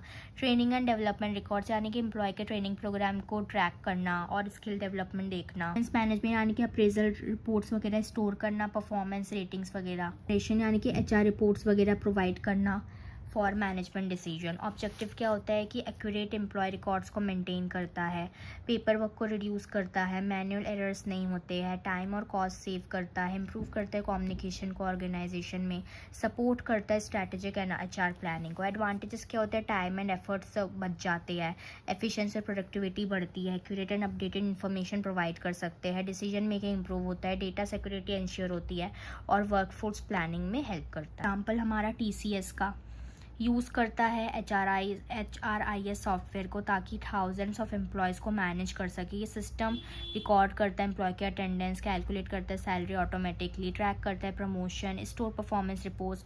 तो फिजिकल फाइल्स को मेंटेन करने की बजाय आप डिजिटली स्टोर करो, जो कि HR वर्क को स्मूथ एंड एफिशिएंट बनाता है, जो कि TCS के लिए बनाया। अब लिमिटेशंस क्या होती है, ठीक है, इंस्टॉलेशन कॉस्ट बहुत होता है, ठीक है, टेक्निकल नॉलेज की बहुत ज़रूरत होती है अगर आप यूज़ कर रहे हो। डेटा सिक्योरिटी इश्यूज भी हो सकते हैं, रिस्क होता है, वो डिपेंडेंसी होती है इंटरनेट एंड सिस्टम में, डिपेंडेंट रहते हो इंटरनेट पे। और हमने देखा इंपॉर्टेंट टूल है एक मॉडर्न ऑर्गेनाइजेशन में, हेल्प करता है मैनेज करने में एम्प्लॉय के इन्फॉर्मेशन को एक ऑर्गेनाइज और एफिशिएंट मैनर में, और रिड्यूस करता है पेपर वर्क को, टाइम सेव करता है, एक्यूरेसी इंप्रूव करता है, सपोर्ट करता है बेटर डिसीजन मेकिंग। आज के डिजिटल कॉम्पिटिटिव एनवायरनमेंट में बहुत ही इंपॉर्टेंट और एसेंशियल है इफेक्टिव एचआरएम के लिए। एचआरएम क्या होता है, ठीक है, ईएचआरएम क्या होता है, इलेक्ट्रॉनिक ह्यूमन रिसोर्स मैनेजमेंट। तो हम इंटरनेट का यूज़ करते हैं, डिजिटल टेक्नोलॉजी का यूज़ करते हैं एचआर फंक्शन को परफॉर्म करने के लिए, जैसे कि recruitment, training, payroll, attendance, performance appraisal, employee records. Paper work करने की बजाय ऑर्गेनाइजेशन ऑनलाइन सिस्टम यूज़ करती है, सॉफ्टवेयर यूज़ करती है ताकि एम्प्लॉय को एफिशिएंटली मैनेज कर सके। सिंपल वर्ड्स में ये बेसिकली हम ह्यूमन रिसोर्स को मैनेज कर सकते हैं with the help of computer and the internet. Meaning क्या होता है, यानी कि वेब बेस्ड टेक्नोलॉजी का यूज़ करना, अप्लाई करना उसको, ताकि हम एचआर पॉलिसीज और प्रैक्टिसेस को इम्प्लीमेंट कर सके। मैनेजर एम्प्लॉयज़ को अलाउ करता है कि हम एचआर सर्विस को ऑनलाइन एक्सेस कर सके और डिपेंड ना रहे fully on the HR department. For example, employee apply कर सकता है लीव के लिए, अपनी सैलरी स्लिप देख सकता है, अपडेट कर सकता है पर्सनल डिटेल, और अटेंड कर सकता है ऑनलाइन ट्रेनिंग। जैसे क्या होता है ऑनलाइन रिक्रूटमेंट, यानी कि कंपनी पोस्ट करती है जॉब वैकेंसीज वगैरह वेबसाइट्स में, और एप्लीकेशंस और ऑनलाइन उसे मिल जाती है। ई पेरोल सिस्टम, यानी कि सैलरी को कैलकुलेट करना, देन ठीक है, और पेमेंट वगैरह कैलकुलेट करना सॉफ्टवेयर के through. Online attendance system, biometric machine होती है, ऑनलाइन लॉगिन सिस्टम होता है अटेंडेंस को ट्रैक करने के लिए। ई परफॉर्मेंस अप्रेजल, एम्प्लॉयज़ और मैनेजर्स परफॉर्मेंस रिव्यू फिल करते हैं ऑनलाइन। ई ट्रेनिंग, यानी कि ई लर्निंग, एम्प्लॉय अटेंड करते हैं ट्रेनिंग प्रोग्राम्स को through online platforms. Employee self service, यानी कि ESS, यानी कि एम्प्लॉय एक्सेस कर सकते हैं उनकी पर्सनल एचआर इन्फॉर्मेशन कभी भी। इफेक्टिव क्या होता है, यानी कि पेपर वर्क रिड्यूस होता है, टाइम एंड कॉस्ट सेव होता है, एक्यूरेसी होती है एचआर प्रोसेसेस में, कम्युनिकेशन इंप्रूव करता है, एचआर सर्विसेज को इजीली एक्सेसिबल बनाता है। एडवांटेजेस, टाइम सेविंग, यानी कि फास्टर प्रोसेस होती है एचआर एक्टिविटीज़ की। कॉस्ट इफेक्टिव, यानी कि पेपर को रिड्यूस करता है, पेपर और एडमिनिस्ट्रेटिव कॉस्ट को रिड्यूस करता है, ठीक है, पेपर वर्क। ट्रांसपेरेंसी, एम्प्लॉयज़ दे सकते हैं अपना personal data clearly. Better record management, data एक ही जगह पे सेफली स्टोर होता है इन digital form. Quick decision making, manager को रियल टाइम इन्फॉर्मेशन मिलती है। पर वही TCS, तो वो HR system, digital HR system use करती ताकि एम्प्लॉय लीव ऑन, ठीक है, अप्लाई कर सके लीव के लिए ऑनलाइन, सैलरी स्लिप्स डाउनलोड कर सके, अपडेट कर सके पर्सनल डिटेल्स को, और ऑनलाइन ट्रेनिंग प्रोग्राम कंप्लीट कर सके, परफॉर्मेंस रेटिंग को चेक कर सके। तो एचआर प्रोसेस स्मूथ हो जाता है और जल्दी हो जाता है विदाउट एनी पेपर वर्क, ठीक है। डिसएडवांटेजेस, प्रॉपर इंटरनेट और टेक्निकल इंफ्रास्ट्रक्चर की ज़रूरत होती है। डेटा सिक्योरिटी इश्यूज़ रहते हैं, एम्प्लॉय को बेसिक टेक्निकल नॉलेज आनी चाहिए, और इनिशियल सेटअप कॉस्ट, शुरुआती कॉस्ट इसका बहुत ही हाई होता है। ओवरऑल हम क्या देखते हैं कि मॉडर्न अप्रोच है EHRM, ताकि हम एचआर को मैनेज कर सके यूजिंग टेक्नोलॉजी। एचआर प्रोसेसेस को और फास्ट, ईजियर बनाता है, ट्रांसपेरेंट बनाता है। आज के डिजिटल कॉम्पिटिटिव बिजनेस एनवायरनमेंट में हेल्प करता है ऑर्गेनाइजेशन को टाइम को सेव करने में, कॉस्ट रिड्यूस करने में, एम्प्लॉय सेटिस्फैक्शन को इम्प्रूव करने में। देयरफॉर EHRM इम्पॉर्टेंट पार्ट बन गया है मॉडर्न एचआर मैनेजमेंट का। यूनिट 2 देखेंगे, ठीक है, एचआर प्लानिंग का ब्रीफ नोट और उसके क्वांटिटेटिव और क्वालिटेटिव डायमेंशन। इंट्रोडक्शन, HRP यानी कि एचआर प्लानिंग एक प्रोसेस है ताकि हम ऑर्गेनाइजेशन के फ्यूचर एचआर नीड्स को फोरकास्ट कर सके, एज्यूम कर सके, पता लगा सके। इंश्योर करना कि right number of people with the right skills available हो राइट टाइम पे। हेल्प करता है ऑर्गेनाइजेशन को प्रॉब्लम्स अवॉइड करने में, जैसे कि शॉर्टेज ऑफ एम्प्लॉयज़ या फिर एक्सेस स्टाफ। सिंपल वर्ड्स में अगर बोले तो एचआर प्लानिंग का मतलब होता है, यानी कि एडवांस में प्लान करना अबाउट कितने एम्प्लॉयज़ की ज़रूरत है और what kind of employees are required. Meaning क्या होता है, इन्वॉल्व करता है, एस्टिमेट करता है future man power needs, analyse करता है करंट वर्कफोर्स, आइडेंटिफाई करता है गैप को, शॉर्टेज या सरप्लस है, स्टेप लेता है लाइक रिक्रूटमेंट, ट्रेनिंग, प्रमोशन और डाउन साइजिंग। एग्जाम्पल, अगर एक कंपनी प्लान करती है कि उसे न्यू ब्रांच खोलनी है अगले साल, तो उसे प्लान करके रखना चाहिए एडवांस में अपने manager, sales staff, support staff से रिलेटेड सब कुछ। ऑब्जेक्टिव क्या होता है? Proper supply of man power ensure होती है, अवॉइड करता है शॉर्टेज और सरप्लस ऑफ एम्प्लॉयज़, प्रोडक्टिविटी बढ़ती है, हेल्प करता है स्मूथ एक्सपेंशन एंड ग्रोथ को, कंट्रोल करता है एम्प्लॉय से रिलेटेड कॉस्ट को। डायमेंशन कितने होते हैं? क्वांटिटेटिव और क्वालिटेटिव। क्वांटिटेटिव डायमेंशन क्या होता है? फोकस करता है नंबर ऑफ एम्प्लॉयज़। क्वांटिटेटिव कितने एम्प्लॉयज़ की रिक्वायरमेंट है ऑर्गेनाइजेशन के अंदर। ये आंसर करता है क्वेश्चन कि how many employees are needed, कितने एम्प्लॉयज़ की ज़रूरत है। How many are currently working, कितने हैं जो अभी वर्क कर रहे हैं। हाउ मैनी विल रिटायर, कितने रिटायर हो जाएंगे आगे जाके, कितने रिज़ाइन कर देंगे, और कितने प्रमोट होना बाकी है। ठीक है, तो मतलब क्वेश्चन आते हैं कि कितने, क्वांटिटेटिव की बात हो रही है। मेथड क्या यूज़ होते हैं? Workload analysis, workforce analysis, trend analysis. जो कि ट्रेंड चल रहा है, वर्कलोड में कोई ओवरलोड तो नहीं है, या ओवरबर्डन तो नहीं है, या कोई अंडरबर्डन तो नहीं है, किसी पे ज़्यादा काम हो, किसी पे कम काम हो। वर्कफोर्स यानी कि इस डिपार्टमेंट में कहीं ज़्यादा लोग तो नहीं रख दिया और इस डिपार्टमेंट में कहीं कम लोग तो नहीं रख दिए, तो ये है। इन्फोसिस हमने एग्जांपल लिया है। सपोज इन्फोसिस को एक न्यू इंटरनेशनल प्रोजेक्ट मिलता है, तो एस्टिमेट करता है कि 200 सॉफ्टवेयर इंजीनियर उसे अगले साल लगेंगे। ठीक है, तो करंटली उनके पास 150 इंजीनियर अवेलेबल है। सो उनके पास शॉर्टेज है 50 इंजीनियर की, तो कंपनी प्लान करेगी कि कोई रिक्रूटमेंट करे और इस गैप को फिल करे। तो ये क्वांटिटेटिव प्लानिंग है जो कि फोकस करता है नंबर्स पे। देन क्वांटिटेटिव डायमेंशन क्या होते हैं? फोकस करते हैं क्वालिटी, स्किल्स, नॉलेज और कॉम्पिटेंसेस जो कि एम्प्लॉयज़ के अंदर चाहिए होती है। आंसर करता है क्वेश्चन पे कि क्या स्किल्स की नीड है, क्या क्वालिफिकेशंस की रिक्वायरमेंट है, और डू एम्प्लॉयज़ नीड ट्रेनिंग, का एम्प्लॉयज़ को ट्रेनिंग की ज़रूरत है, और क्या technology skills, new technology skills की रिक्वायरमेंट है। एग्जाम्पल इन्फोसिस का, जैसे कि इन्फोसिस शिफ्ट करता है बेसिक सॉफ्टवेयर डेवलपमेंट से AI प्रोजेक्ट्स पे, तो एम्प्लॉयज़ को एडवांस्ड AI और डेटा साइंस स्किल्स की ज़रूरत होती है। Even number of employees sufficient है, लेकिन अगर उन पर रिक्वायर्ड एक्सपर्टीज़ या स्किल्स ही नहीं है तो कोई फ़ायदा नहीं है, तो कंपनी को ट्रेनिंग प्रोग्राम प्रोवाइड करनी पड़ेगी। तो क्वालिटेटिव प्लानिंग फोकस करता है स्किल्स और कैपेबिलिटीज़ पे। डिफरेंस क्या है? नंबर ऑफ एम्प्लॉयज़ फोकस करता है, स्किल्स एंड एबिलिटीज फोकस करता है। ये कंसर्न है हाउ मैनी, कितने, और ये व्हाट टाइप, कि क्या स्किल्स, क्या नॉलेज। एग्जाम्पल, नीड 50 मोर वर्कर्स, 50 और वर्कर की ज़रूरत है। नीड AI ट्रेंड इंजीनियर, की हमें और AI ट्रेंड इंजीनियर की ज़रूरत है। तो दोनों डायमेंशन इक्वली इंपॉर्टेंट है इफेक्टिव HR प्लानिंग के लिए। ओवरऑल हमने क्या देखा? एसेंशियल होता है smooth function and growth of any organisation, ensure करता है ऑर्गेनाइजेशन के पास राइट नंबर ऑफ एम्प्लॉयज है quantitative, with the right skills and competences qualitative. Proper HR planning avoid करता है मैन पावर प्रॉब्लम को, इंप्रूव करता है एफिशिएंसी, सपोर्ट करता है लॉन्ग टर्म सक्सेस को। देयरफॉर HR प्लानिंग एक की फंक्शन, इंपॉर्टेंट फंक्शन है ऑफ HRM आज के कॉम्पिटिटिव बिजनेस एनवायरनमेंट में। तो HR प्रोसेस देखेंगे, ठीक है, for employee starting from recruitment right to the induction stage. मतलब पूरा HR प्रोसेस हम देखने वाले हैं। सबसे पहले क्या होता है? तो एम्प्लॉय प्रोसेस स्टार्ट होता है जब एक ऑर्गेनाइजेशन को फील होता है कि उन्हें न्यू एम्प्लॉयज़ को हायर करने की ज़रूरत है। कंटिन्यू चलता है जब तक न्यू एम्प्लॉय प्रॉपरली ऑर्गेनाइजेशन से पूरे इंट्रोड्यूस्ड ना हो जाए। ठीक है, ये प्रोसेस हेल्प करता है सेलेक्ट करने में राइट कैंडिडेट और उन्हें कंफर्टेबल फील कराने में वर्क प्लेस में। सिंपल वर्ड्स में अगर कहे तो ये कैंडिडेट की जर्नी होती है जब वो अप्लाई करता है जॉब के लिए और फिर वो ऑफिशियली एक ऑर्गेनाइजेशन का पार्ट बन जाता है। अब इसका प्रोसेस देख लेते हैं। Meeting man power requirement, recruitment, preliminary screening, selection process, job offer, contract of employment, induction stage. Estimating man power requirement यानी कि HR प्रोसेस शुरू होता है। हम मैन पावर रिक्वायरमेंट, हमें कितने लोगों की ज़रूरत पड़ेगी, कितने लोगों की रिक्वायरमेंट पड़ेगी, ठीक है, वो हम एस्टिमेट करते हैं, पूरा सोचते हैं, यानी कि फाइंडिंग आउट कि कितने टाइप्स ऑफ एम्प्लॉयज़ हमें एक ऑर्गेनाइजेशन में लगेंगे या फिर फ्यूचर में। ठीक है, ये सिर्फ नंबर ऑफ पीपल को फाइंड आउट करने के लिए नहीं होता है जो ज़रूरत होती है, लेकिन जो टाइप्स को, ऐसे टाइप ऑफ पीपल हमें लगेंगे। टाइप का मतलब होता है क्या क्वालिफिकेशन होगी, क्या एजुकेशनल बैकग्राउंड होगा उन लोगों का, और हमें किसको ज़रूरत है अपॉइंट करने की। तो कंपनी को हमेशा पॉलिसी बनानी चाहिए regarding number of people to be appointed, जैसे कि minority, women forces etcetera. Company 3 main steps लेगी: वर्कलोड एनालिसिस, वर्कफोर्स एनालिसिस और कंपैरिजन। ठीक है, वर्कलोड वर्कफोर्स बता दिया था, उसमें ट्रेंड एनालिसिस था, यहाँ पे कंपैरिजन यानी कि आप कंपेयर करोगे कि दोनों एनालिसिस को।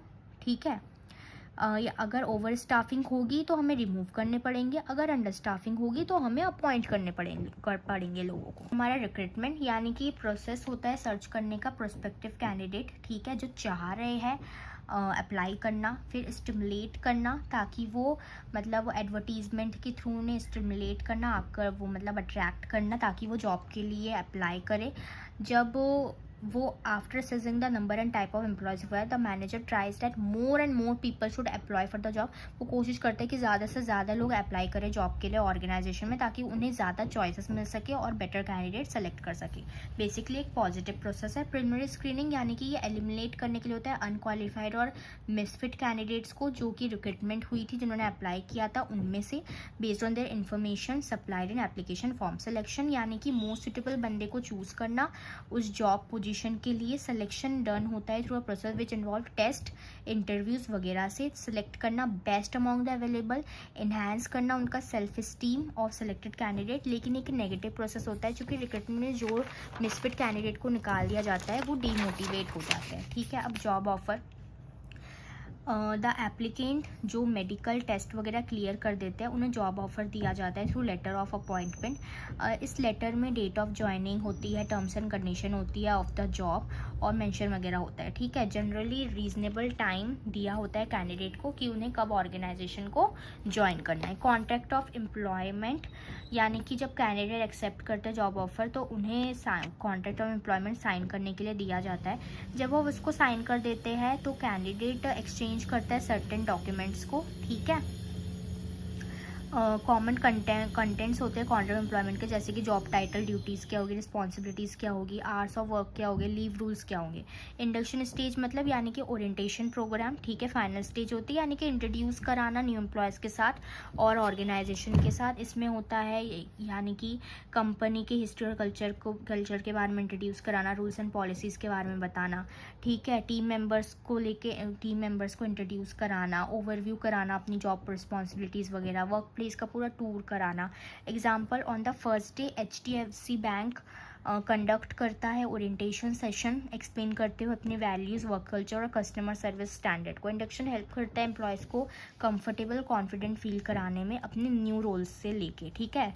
ओवरऑल हमने क्या देखा कि एम्प्लॉय प्रोसेस हमारा रिक्रूटमेंट ड्राइव से लेके इंडक्शन तक है, सिस्टमैटिक प्रोसीजर है और हेल्प करता है ऑर्गेनाइजेशन को हायर करने में, इंटीग्रेट करने में नए एम्प्लॉयज़ को इफेक्टिवली। मैन पावर नीड्स को हम पहले आइडेंटिफाई करते हैं और एंड में हम प्रॉपरली इंट्रोड्यूस करते हैं एम्प्लॉय को to the organisation. Well plan recruitment और इंडक्शन प्रोसेस इंश्योर करते हैं कि राइट पर्सन ज्वाइन करे कंपनी को और प्रोडक्टिव मेंबर बन सके उस ऑर्गेनाइजेशन का। देयरफॉर ये प्रोसेस बहुत ही इंपॉर्टेंट रोल प्ले करता है in the success and smooth functioning of an organisation. Job analysis, job description और जॉब स्पेसिफिकेशन देखेंगे। सबसे पहले इंट्रोडक्शन ले लेते हैं। 4M में यानी कि हम अंडरस्टैंड करते हैं अपनी जॉब को प्रॉपरली, जो कि बहुत ही इंपॉर्टेंट होता है जब भी हम एम्प्लॉयज़ को रिक्रूट करते हैं, ठीक है। इस पर्पस के लिए ऑर्गेनाइजेशन कंडक्ट करता है जॉब एनालिसिस और उसके बेस पे वो एक JD बनाता है यानी कि जॉब डिस्क्रिप्शन बनाता है, जॉब स्पेसिफिकेशन बनाता है। तो ये 3 कॉन्सेप्ट्स हेल्प करते हैं राइट पर्सन को सिलेक्ट करने के लिए for the right job. Job analysis तो सिस्टमैटिक प्रोसेस होता है। जॉब एनालिसिस क्या होता है कि हम इसी सिस्टमैटिक प्रोसेस होता है कि हम इन्फॉर्मेशन को कलेक्ट करते हैं अबाउट अ जॉब, यानी कि हम एनालाइज करते हैं पूरे इन्फॉर्मेशन को अबाउट अ जॉब। ये स्टडी करता है कि व्हाट वर्क इज़ डन, क्या काम होगा, how the work is done, वो काम कैसे होगा, why the work is done, वो काम क्यों होगा, व्हाट स्किल्स आर रिक्वायर्ड, उस काम को करने के लिए कौन से स्किल्स रिक्वायर्ड होगी, व्हाट रिस्पॉन्सिबिलिटीज़ आर इन्वॉल्व और कौन कौन से रिस्पॉन्सिबिलिटीज़ इन्वॉल्व होगी इसके लिए, ठीक है। सिंपल वर्ड्स में अगर कहा जाए तो जॉब एनालिसिस का मतलब होता है हम एक पूरी जॉब को स्टडी करते हैं, एनालाइज करते हैं डिटेल में। पर्पस क्या होता है, JD को प्रिपेयर करना, जॉब स्पेसिफिकेशन प्रिपेयर करना, हेल्प करना रिक्रूटमेंट और सिलेक्शन में, डिसाइड करना सैलरी और ट्रेनिंग नीड्स में, ठीक है। Example Reliance retail, suppose example Reliance retail जो है वो हायर करना चाहते हैं, ठीक है, हायर अ स्टोर मैनेजर को, ठीक है, थ्रू जॉब एनालिसिस। तो HR कलेक्ट करेगा इन्फॉर्मेशन अबाउट कि डेली स्टोर ऑपरेशन मैनेज कैसे होता है, सेल्स स्टाफ सुपरवाइज करना, हैंडलिंग करना कस्टमर कंप्लेंट्स को और स्टॉक वगैरह मेंटेन रखना, अचीव करना सेल्स टारगेट को। तो ये डिटेल जो उसने स्टडी करी वो है जॉब एनालिसिस, ठीक है। जॉब डिस्क्रिप्शन क्या होता है, यानी कि रिटर्न स्टेटमेंट होता है जो कि हमारा डिस्क्राइब करता है टाइटल को, ड्यूटीज़ एंड रिस्पॉन्सिबिलिटीज़ को, रिपोर्टिंग अथॉरिटी को, वर्किंग कंडीशन को और जॉब लोकेशन को। सिंपल वर्ड्स में अगर कहा जाए तो जेडी हमें बताता है कि what the job is about, ये जॉब किस लिए है। ठीक है। कंटेंट ऑफ जेडी क्या होता है, जॉब टाइटल जैसे कि store manager, department sales, duties यानी कि स्टाफ को मैनेज करना होगा, इन्वेंट्री देखनी होगी, सेल्स को इंक्रीज़ करना होगा, रिपोर्टिंग टू, ठीक है, रीजनल मैनेजर को रिपोर्ट करना होगा, working hours 9 AM to 6 PM। ठीक है। तो ये कंटेंट होता है। ठीक है। जॉब डिस्क्रिप्शन उस जॉब के बारे में पूरी तरीके से बताया होता है कि क्या है ये जॉब, तुम्हें क्या करना है, तुम्हारी जॉब है क्या। Example, Reliance retail for the store manager, Reliance retail में जेडी में इंक्लूज, जेडी में हो सकता है कि आपको 10 सेल्स एम्प्लॉयज़ को सुपरवाइज करना है, आपको डेली सेल्स परफॉर्मेंस को मॉनिटर करना है, स्टोर के साफ़ सफाई को मेंटेन करना है और वीकली सेल्स रिपोर्ट को प्रिपेयर करना है। तो ये डॉक्यूमेंट क्लियरली एक्सप्लेन करते हैं रिस्पॉन्सिबिलिटीज़ को जॉब से रिलेटेड। अब जॉब स्पेसिफिकेशन क्या होता है, कि रिटर्न स्टेटमेंट होता है जो कि डिस्क्राइब करता है क्वालिफिकेशन, क्वालिटीज़ को जो कि रिक्वायर्ड होती है उस जॉब को परफॉर्म करने के लिए। सिंपल वर्ड्स में अगर बोले तो ये बताता है कि व्हाट काइंड ऑफ पर्सन, किस तरह का इंसान हमें उस जॉब के लिए ज़रूरत है। कंटेंट, एजुकेशन क्वालिफिकेशन देखते हैं, उसका experience, skills, physical and mental abilities और पर्सनल क्वालिटीज़ देखते हैं। ठीक है। तो example, Reliance retail for the store पर रिलायंस रिटेल, वो स्टोर मैनेजर पोजीशन के लिए जो रिलायंस रिटेल में है, वो जॉब स्पेसिफिकेशन उसमें हो सकती है कि MBA और या फिर ग्रेजुएट होना चाहिए कॉमर्स में, 3 से 5 साल का एक्सपीरियंस होना चाहिए, लीडरशिप और कम्युनिकेशन स्किल्स होनी चाहिए, बेसिक कंप्यूटर नॉलेज होनी चाहिए, एबिलिटी होनी चाहिए कि प्रेशर को हैंडल कर सके। ये इंश्योर करता है कि कंपनी सिलेक्ट करे एक सूटेबल कैंडिडेट। इसके होता है तीनों में मीनिंग, यानी कि जॉब के बारे में एनालाइज करना, स्टडी करना, और ये जो डिस्क्रिप्शन में यानी कि रिटर्न स्टेटमेंट होना ड्यूटीज़ और रिस्पॉन्सिबिलिटी से रिलेटेड, JS मतलब यानी कि रिटर्न स्टेटमेंट होना क्वालिफिकेशन से रिलेटेड, स्पेसिफिकेशन।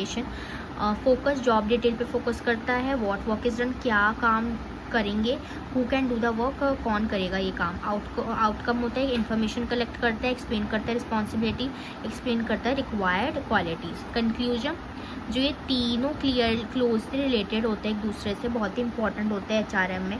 जॉब एनालिसिस हमारा फर्स्ट स्टेप होता है जहाँ पे इंफॉर्मेशन कलेक्ट की जाती है और इसके बेस पे JD एक्सप्लेन करते हैं ड्यूटीज़ और रिस्पॉन्सिबिलिटी को, जहाँ पे वाइल जो जॉब स्पेसिफिकेशन डिफाइन करते हैं क्वालिफिकेशन और स्किल्स जो रिक्वायर्ड है, ये सारे एक साथ मिलके ऑर्गेनाइजेशन को हेल्प करते हैं राइट कैंडिडेट सेलेक्ट करने में, परफॉर्मेंस इंप्रूव करने में और इंश्योर करते हैं smooth functioning of an organisation. तो देयरफॉर ये कॉन्सेप्ट बहुत एसेंशियल होता है इफेक्टिव रिक्रूटमेंट और HRP के लिए, यानी कि ह्यूमन रिसोर्स प्लानिंग के लिए। अब रिक्रूटमेंट, उसके सोर्सेस और प्रोसेस देखेंगे। बेसिकली मतलब प्रोसेस होता है कि हम सूटेबल कैंडिडेट को ढूंढ रहे हैं ताकि वो वेकेंट जॉब पोजीशन को फिल कर सके। ठीक है। इसके बाद ही हमारा सिलेक्शन प्रोसेस स्टार्ट होता है। पॉजिटिव प्रोसेस होता है क्योंकि में ज़्यादा से ज़्यादा कैंडिडेट आते हैं और अप्लाई करते हैं जॉब के लिए। यहाँ पे कोई भी कॉन्ट्रैक्ट ऑफ सर्विस नहीं होता है। ठीक है। बाकी अगर इससे रिलेटेड करना है तो प्रोसेस ऑफ HR में है, HR प्रोसेस में, तो उसमें जो स्टेप है रिक्रूटमेंट उसमें है। सोर्सेस इंटरनल एक्सटर्नल होते हैं। तो इंटरनल मतलब यानी कि आप अपने एग्जिस्टिंग स्टाफ का इस्तेमाल कर रहे हो उस पोजीशन को फिल करने के लिए। एक्सटर्नल यानी कि आप न्यू पर्सनल यानी कि बाहर के लोगों को उसका इस्तेमाल करोगे। ठीक है, उनका यूज़ करोगे ताकि वो जॉब पोजीशन भर सके। लेस टाइम कंज्यूमिंग है, ये ज़्यादा टाइम कंज्यूमिंग है, ये ज़्यादा सस्ता है और ये थोड़ा कॉस्टली है जो कि आप बाहर से लोगों को बुलाओगे, अप्लाई करवाओगे जॉब के लिए। चॉइस लिमिटेड चॉइस होती है, इसमें वाइडर चॉइस मिलती है आपको। बेटर क्वालिटी इसमें अज्यूम नहीं कर सकते, इसमें बेस्ट क्वालिटी आप अज्यूम कर सकते हो। Morale of the employee boost होता है और इसमें जो एग्जिस्टिंग एम्प्लॉय का मोरल है वो ब्रिंग डाउन यानी कि कम हो जाता है। ठीक है, क्योंकि उनको ग्रोथ एंड डेवलपमेंट का चांस नहीं मिलता। तो इंटरनल सोशल रिक्रूटमेंट में जो भी ये सारे पॉइंट ऑलरेडी इसमें थे। लिमिटेशन क्या होती है कि स्पिरिट ऑफ कंपटीशन कम हो सकती है। ठीक है, और कोई अब फ्रेश न्यू आइडियाज़ नहीं आ सकते। ऑर्गेनाइजेशन में लिमिटेड चॉइस होती है। फ्रिक्वेंट ट्रांसफ़र की वजह से प्रोडक्टिविटी रिड्यूस हो सकती है। सूटेबल नहीं होता नई ऑर्गेनाइजेशन के लिए और एम्प्लॉय लेथार्जिक यानी कि आलसी बन जाते हैं। क्या इसमें होते हैं? दो होते हैं, एक तो ट्रांसफ़र और प्रमोशन। ये हॉरिजॉन्टल शिफ्टिंग ऑफ एम्प्लॉयज़ होता है from one job position to other at the same level of authority, यानी कि सेम लेवल ऑफ अथॉरिटी है लेकिन उनकी जॉब पोजीशन हमने बस चेंज कर दी। ठीक है, कोई भी चेंज नहीं होता कंपनसेशन लेवल पे, यानी कि उनकी सैलरी एक रहती है, ऑथोरिटी लेवल भी एक रहती है, कोई चेंज नहीं होता रैंक में भी, ठीक है, पोजीशन में भी, ठीक है, रिस्पॉन्सिबिलिटी में। सिर्फ प्लेस ऑफ वर्किंग चेंज होता है, यानी कि सिर्फ जगह चेंज हुई है, आपकी ऑथोरिटी सेम है। प्रमोशन क्या होता है? Vertical shifting of employees from one job position to other with high level authority, यानी कि आपके पास एक ऑथोरिटी थी, आपको उससे ऊपर ऑथोरिटी और मिली है। Authority level, rank, responsibilities of employees improve होती है और इंक्रीज़ होती है, और कंपनसेशन और सैलरी भी बढ़ती है। हेल्प करता है इंप्रूव करने में मोटिवेशन, लॉयल्टी और सेटिस्फैक्शन लेवल्स एम्प्लॉयज़ की। एक्सटर्नल सोर्स ऑफ रिक्वायरमेंट क्या होता है? एडवांटेजेस, फ्रेश टैलेंट आता है, चॉइसेस भी बहुत होती है, क्वालिफाइड पर्सनल मिलता है, लेटेस्ट टेक्नोलॉजी नॉलेज मिलती है, और कम्पिटिटिव स्पिरिट रहता है एक बिजनेस एनवायरनमेंट में। डीमेरिट्स क्या होते हैं? एग्जिस्टिंग एम्प्लॉयज़ का मोराल नीचे गिर सकता है, ठीक है, न्यू एम्प्लॉयज़ एडजस्ट ना कर पाए क्या पता रूल्स के साथ, और टर्नओवर आ सकते हैं क्या पता पुराने एम्प्लॉयज़ छोड़ दे, एक्सपेंसिव भी और लेंथी प्रोसेस है। मेथड्स क्या होते हैं? एक तो direct recruitment, then casual caller, then advertising, then labour contractor. Direct recruitment क्या होता है? समटाइम्स जो ऑर्गेनाइजेशन पेस्ट करती है नोटिस को, ठीक है, एक नोटिस पेस्ट करती है at the gate of the organisation के गेट पे, या फिर ऑफिस पे, या फिर फैक्ट्री पे, या फिर वर्कशॉप, ये स्टेट करती है कि ये जॉब खाली है, किसी को अगर करनी है तो बता दो। तो जो पीपल इंटरेस्टेड होते हैं वो in those job walk in for interview के लिए आते हैं। Most suitable for unskilled job position which is called casual बदली वर्कर, ठीक है, ये ज़्यादा सूटेबल होते हैं अनस्किल्ड जॉब पोजीशन में, जिसमें किसी स्किल्स की ज़रूरत नहीं होती, जो कि बेसिकली कैजुअल या बदली वर्कर्स कहते हैं हम उन्हें। कैजुअल कॉलर्स क्या होते हैं कि जनरली लार्ज और जो बड़ी ऑर्गेनाइजेशन होती है वो मेंटेन करके रखती है एक एप्लीकेशन फाइल या एक डेटाबेस, जहाँ पे वो सारे पेंडिंग एप्लीकेशंस को लिस्ट आउट करके रखती है, या फिर जॉब सीकर जिनको जॉब की ज़रूरत है उनकी जॉब सीकर्स की लीव विद द रिसेप्शन और directly post at company's website, ठीक है। तो ये एप्लीकेशन फाइल कंसिडर करते हैं as a waiting list whenever जो भी जॉब वैकेंसी होती है सूटेबल कैंडिडेट्स के लिए, ठीक है, suitable candidates from the waiting list से सूटेबल कैंडिडेट्स को लेते हैं जॉब वैकेंसी के लिए, जिसको हम बोलते हैं एडवर्टीजिंग, यानी कि मोस्ट कॉमन और पॉपुलर मेथड है advertising about the vacant job position. Organisation select करती है मीडिया ऑफ एडवर्टीजमेंट को माइंड में रखते हुए कि क्या जॉब पोजीशन की रिक्वायरमेंट है, ये बहुत ऑप्शंस देती है, ठीक है, वाइडर रेंज ऑफ कैंडिडेट देती है फ्रॉम, और उसमें से क्या चुने। फॉर हाई रैंक और skill job position advertisement national level पे दी जाती है, रेप्यूटेड न्यूज़पेपर पे दी जाती है, जैसे कि times of India. Labour contractors ये मेंटेन करके रखते हैं क्लोज कॉन्टैक्ट विद लेबर्स, ठीक है, और they can provide the required number of unskilled और वर्कर्स एट शॉर्ट नोटिस। वो लोग अनस्किल्ड वर्कर्स को दिला सकते हैं शॉर्ट नोटिस में। वर्कर्स रिक्रूट किए जाते हैं थ्रू लेबर कॉन्ट्रैक्टर्स, जो कि खुद ही एम्प्लॉयज़ होते हैं अपने कॉन्ट्रैक्टर्स ऑर्गेनाइजेशन में। लेकिन ड्रॉबैक ये होता है इस सोर्स का कि अगर लेबर कॉन्ट्रैक्टर ने लीव कर दिया, ठीक है, जॉब छोड़ दी, तो सारे वर्कर्स भी उसके साथ चले जाएंगे। प्रोसेस क्या होता है इनका? प्रोसेस जो होता है, सबसे पहले आइडेंटिफाई करना नीड फॉर रिक्रूटमेंट, कि आपको रिक्रूटमेंट की ज़रूरत क्या है। ये प्रोसेस स्टार्ट होता है जब कोई वैकेंसी आती है ऑर्गेनाइजेशन में। तो वैकेंसी आ सकती है जब आपका बिजनेस बढ़ता है, या फिर रिटायरमेंट ले रहा है, कोई रिज़ाइन कर रहा है, या फिर एम्प्लॉयज़ का प्रमोशन हो रहा है, या फिर न्यू पोजीशन क्रिएट हो रही है, ठीक है। एग्जांपल, एक कंपनी एक न्यू ब्रांच खोलती है और उससे सेल्स एग्जीक्यूटिव की ज़रूरत है, ठीक है। देन हमारा जॉब एनालिसिस, जो मैंने क्वेश्चन 4 में जॉब एनालिसिस अभी कराया, जॉब एनालिसिस, जेडी और जॉब स्पेसिफिकेशन, उसमें ही हमारा जॉब एनालिसिस है, तो उसमें देख लेना। प्रिपेयरिंग रिक्रूटमेंट प्लान, यानी कि ऑर्गेनाइजेशन डिसाइड करती है नंबर ऑफ कैंडिडेट कितने रिक्वायर्ड है, सोर्स ऑफ रिक्रूटमेंट क्या लगेंगे, इंटरनल एक्सटर्नल, बजट और टाइम वगैरह देखती है रिक्रूटमेंट के लिए। फिर चूज़ करना सोर्स ऑफ रिक्वायरमेंट को, कि इंटरनल सोर्सेज में ये सब जो कि मोटिवेट करता है एम्प्लॉयज़ को और सेव करता है टाइम। एक्सटर्नल सोर्सेज करना है ब्रिंग कंपटीशन, तो वो चूज़ करती है सोर्स ऑफ रिक्वायरमेंट को, ठीक है। एडवर्टीजिंग द वैकेंसी, यानी कि द जॉब इज़ अनाउंस की जाती है जॉब को कंपनी वेबसाइट के थ्रू, सोशल मीडिया के थ्रू, न्यूज़पेपर के थ्रू। हेल्प करता है अट्रैक्ट करने में लार्ज नंबर ऑफ एप्लीकेंट्स को। रिसीविंग एप्लीकेशन, यानी कि इंटरेस्टेड कैंडिडेट्स अपने रेज्यूमेज भेजते हैं, एचआर कलेक्टर ऑर्गेनाइज करते हैं सारे एप्लीकेशन को। देन प्रिलिमिनरी स्क्रीनिंग होती है, बता दिया था। देन सिलेक्शन बता दिया था, जॉब ऑफर और इंडक्शन एंड ज्वाइनिंग भी बता दिया था, ठीक है। तो ये सारा हमने उस HR प्रोसेस में पढ़ लिया था। तो ये इसमें भी सेम रिक्रूटमेंट में कुछ चीज़ें और मतलब 6 चीज़ें और आ जाती है, जिसमें जो 4 चीज़ें थी वो ऑलरेडी बता दी है। Different types of selection test in HR मैनेजमेंट। सिलेक्शन टेस्ट का मतलब क्या होता है? ऑर्गेनाइजेशन प्रेफर करती है रिटन टेस्ट को कंडक्ट कराना ताकि वो सर्टेन कैरेक्टरिस्टिक्स वगैरह मेजर कर सके एक इंडिविजुअल के। ये characteristics range from aptitude to intelligence, ठीक है, एप्टीट्यूड टू इंटेलिजेंस तक होते हैं कैरेक्टरिस्टिक्स, ठीक है, और पर्सनालिटी वगैरह। ये टेस्ट हेल्प करते हैं ऑर्गेनाइजेशन को चूज़ करने में मोस्ट सूटेबल पर्सन एक पर्टिकुलर पोजीशन के लिए। सिलेक्शन टेस्ट रिड्यूस करता है चांसेस ऑफ रॉन्ग हायरिंग और हेल्प करता है सिलेक्ट करने में right candidate for the right job. Types इसके 5 होते हैं: intelligence test, aptitude test, personality test, trait test और इंटरेस्ट टेस्ट। इंटेलिजेंस टेस्ट क्या होता है? ये काइंड ऑफ साइकोलॉजिकल टेस्ट होता है जो कि हम यूज़ करते हैं लेवल ऑफ IQ को नापने के लिए, यानी कि इंटेलिजेंस क्वेश्चन को ऑफ एन इंडिविजुअल। एक इंडिकेटर होता है एक पर्सन को जज करने का, ठीक है, पर्सन की एबिलिटी को जज करने का कि वो कैसे डिसीजन लेता है या जजमेंट बनाता है लोगों को लेके। ये चेक करने के लिए होता है कि हाउ वेल अ पर्सन, कि कितना अच्छे से एक इंसान सोच सकता है, समझ सकता है और प्रॉब्लम को सॉल्व कर सकता है। मेजर करता है लॉजिकल थिंकिंग को, प्रॉब्लम सॉल्विंग एबिलिटी को देखता है, उसके मेमोरी देखता है, एनालिटिकल स्किल देखता है और स्पीड ऑफ लर्निंग देखता है। फुल होता है for job requiring analytical thinking और प्रेडिक्ट करता है लर्निंग कैपेबिलिटी को। एग्जाम्पल, एक बैंक रीजनिंग और न्यूमेरिकल एबिलिटी देता है, ठीक है, रीजन और न्यूमेरिकल एबिलिटी क्वेश्चंस देता है कैंडिडेट को ताकि वो अप्लाई कर सके for a clerk position. So the test में इंक्लूड, उसमें पजल्स हो सकते हैं, उसमें मैथमेटिकल प्रॉब्लम हो सकती है, ठीक है। एप्टीट्यूड टेस्ट क्या होता है?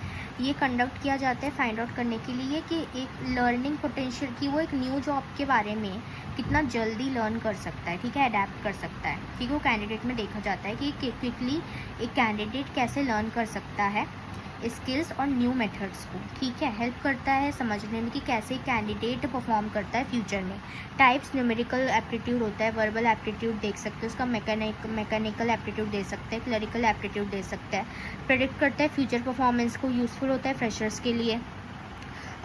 हेल्प करता है कैंडिडेट स्किल्स को मैच करने के लिए अब जॉब रिक्वायरमेंट के साथ। एग्जाम्पल, एक कंपनी टेक्निकल रोल के लिए हायर कर रही है तो मैकेनिकल एप्टीट्यूड टेस्ट देगी ताकि वो अंडरस्टैंड कर सके कि उस बंदे को मशीन्स और टूल्स के बारे में कितना पता है। एल्टी टेस्ट कंडक्ट किया जाता है फाइंड आउट करने के लिए ह्यूमन का बिहेवियर, इंसान का बिहेवियर कैसा है, कैंडिडेट का बिहेवियर कैसा है, ह्यूमन बिहेवियर। ये रिलेट करता है पर्सनल इमोशन से या उसके रिएक्शन या वैल्यू सिस्टम्स। ये मोटिवेशन लेवल देखते हैं कैंडिडेट का, टेस्ट किया जाता है थ्रू साइकोलॉजिकल टेस्ट। मेजर करता है confidence, leadership quality, emotional stability, introvert है, एक्सट्रोवर्ट है, एम्बिवर्ट है, नेचर क्या है, एटीट्यूड देखता है टूवर्ड्स द वर्क। हेल्प करता है अंडरस्टैंड करने में कल्चरल फिट, रिड्यूस करता है work place conflict. For example, एक सेल्स जॉब के लिए कंपनी चेक करती है कि whether the candidate is confident और नॉट, कि वो कॉन्फिडेंट क्या है या फिर नहीं। ट्रेट टेस्ट हम चेक करते हैं कि जो एग्जिस्टिंग स्किल्स है इंडिविजुअल की, पहले से जो स्किल्स है वो कैसी है। हेल्प करता है फाइंड करने में कि उसकी लेवल ऑफ नॉलेज क्या है और उस एरिया ऑफ प्रोफेशन में उसका मतलब एक्सपर्टीज़ यानी कि प्रोफिशिएंसी क्या है, टेक्निकल ट्रेनिंग वगैरह देखते हैं। हेल्प करता है आइडेंटिफाई करने में उसकी प्रेजेंट स्किल्स कैसी है एक इंडिविजुअल की। मेजर करता है प्रैक्टिकल नॉलेज को, टेक्निकल एबिलिटी को, जॉब रिलेटेड स्किल्स को। इंश्योर करता है कैंडिडेट एक्चुअली परफॉर्म कर सके उस जॉब को। रिड्यूस करता है ट्रेनिंग कॉस्ट को। पर एक driver may be asked to drive a vehicle, अगर एक ड्राइवर तो उससे बोला जा सकता है कि आप इसको चला के दिखाओ। हमारा इंटरेस्ट टेस्ट यानी कि फाइंड आउट करने के लिए जो टाइप ऑफ जॉब है जिसमें कैंडिडेट ज़्यादा किस टाइप ऑफ जॉब में कैंडिडेट ज़्यादा इंटरेस्टेड है, ठीक है। As all the people have fascination for some jobs than others, कि कोई ऐसा होता है जो जिसे ये जॉब अच्छी लगती है वो जॉब अच्छी नहीं लगती, ये जॉब को वो ज़्यादा प्रायोरिटी देता है। तो यानी कि यूज़ किया जाता है कि हम पैटर्न ऑफ इंटरेस्ट जान सके पर्सन का। हेल्प करता है मैच करने में person interest with the job role. Measure करता है career preferences, work related interest, motivation level. Improve करता है जॉब सेटिस्फैक्शन, रिड्यूस करता है एम्प्लॉय टर्नओवर। एडवांटेजेस क्या होता है? साइंटिफिक और ऑब्जेक्टिव मेथड हमें पता चलते हैं, ठीक है। पर्सनल बायस रिड्यूस होता है, क्वालिटी ऑफ हायरिंग इंप्रूव होती है। हेल्प करता है सिलेक्ट करने में right person for the right job. क्या है कि इंपॉर्टेंट रोल प्ले करता है HRM में। डिफरेंट टेस्ट हेल्प करते हैं ऑर्गेनाइजेशन में इवैल्यूएट करने में कैंडिडेट को फ्रॉम डिफरेंट एंगल्स।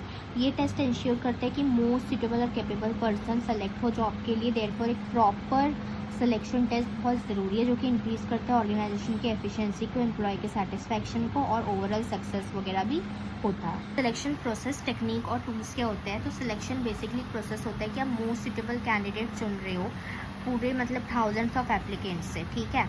हेल्प करता है picking the right person for the right job, बहुत इंपॉर्टेंट होता है क्योंकि रॉन्ग चॉइस कॉस्ट इंक्रीज कर सकता है, प्रोडक्टिविटी रिड्यूस कर सकता है और ऑर्गेनाइजेशनल परफॉर्मेंस को अफेक्ट कर सकता है। सिलेक्शन प्रोसेस में क्या होता है? प्रिलिमिनरी स्क्रीनिंग हमने देख लिया था, सिलेक्शन टेस्ट के बारे में हमने पढ़ लिया, एम्प्लॉयमेंट इंटरव्यू होता है, रेफरेंस एंड बैकग्राउंड चेक करता है, selection decision, medical examination, job offer, contract of employment. Employment interview में जो होता है, हमने फर्स्ट एंड सेकंड वाला ऑलरेडी मैंने बता दिया था, तो वो स्टेप आप देख लीजिएगा। मैं थर्ड वाला बता रही हूँ एम्प्लॉयमेंट इंटरव्यू में।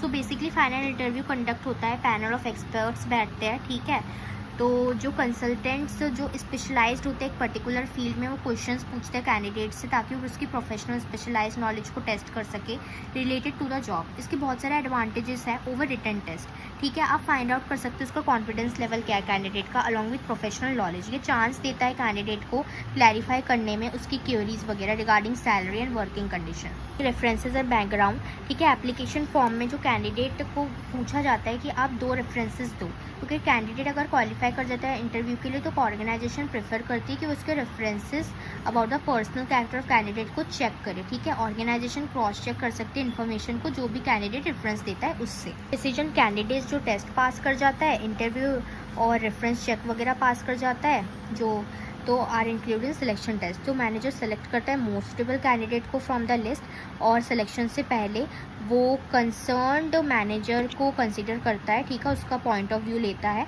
एज इट इज़ ही और she who will be dealing with that candidate, क्योंकि वही है जो कि उस कैंडिडेट के साथ डील करेंगे। देन हमारा मेडिकल एग्जामिनेशन होता है। तो अपॉइंटमेंट देने से पहले सिलेक्टेड कैंडिडेट्स को मेडिकल फिटनेस टेस्ट के लिए भेजा जाता है, ठीक है, ऑफर देते हैं। And then contract of employment, job offer मैंने बता दिया था कि लेटर ऑफ अपॉइंटमेंट वगैरह देते हैं, रीजनेबल टाइम वगैरह गिवन किया जाता है कि उसे ऑर्गेनाइजेशन को कब ज्वाइन करता है। And then contract of employment, ठीक है।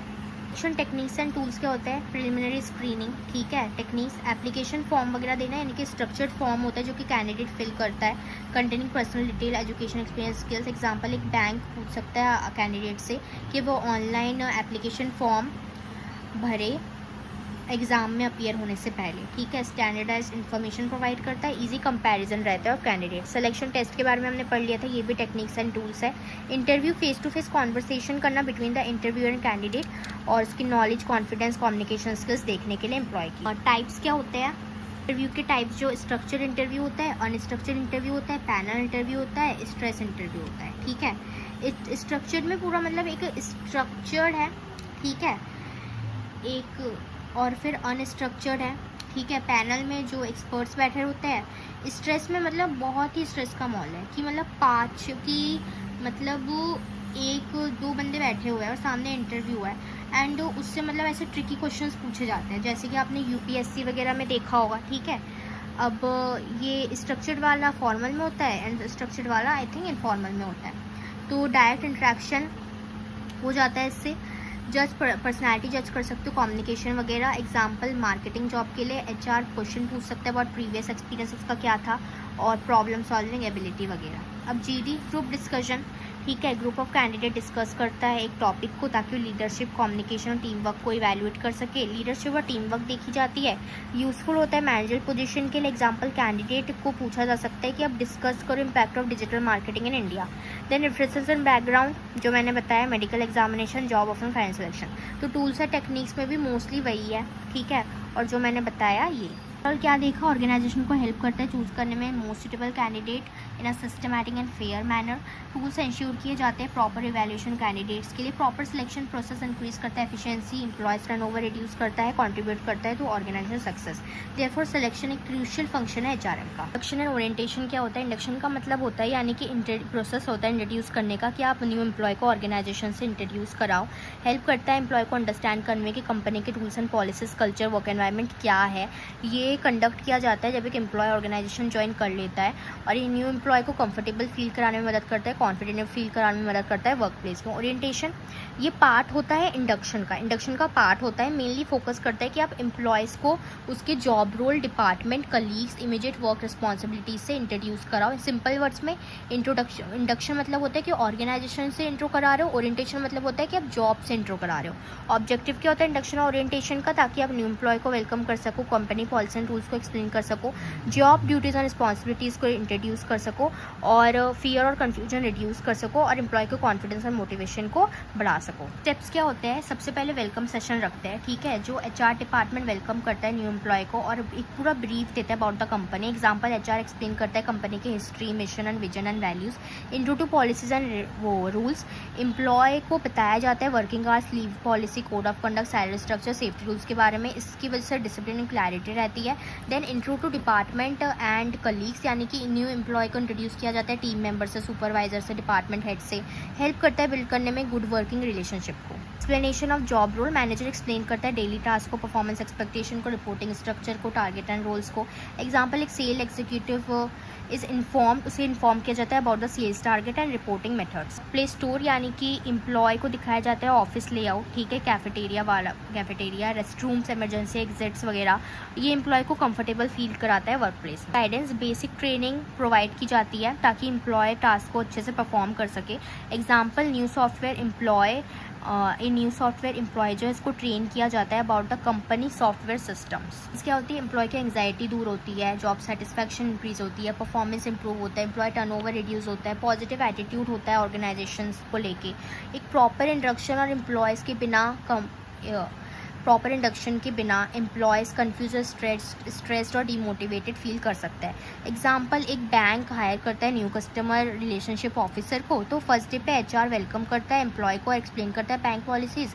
एम्प्लॉय को इंट्रोड्यूस किया जाता है ब्रांच मैनेजर से और टीम मेंबर से। मैनेजर एक्सप्लेन करता है कि उसकी जॉब ड्यूटीज़ क्या है, ठीक है, कस्टमर क्यूरीज को कैसे हैंडल करना है और रिकॉर्ड्स वगैरह कैसे मेंटेन करने हैं।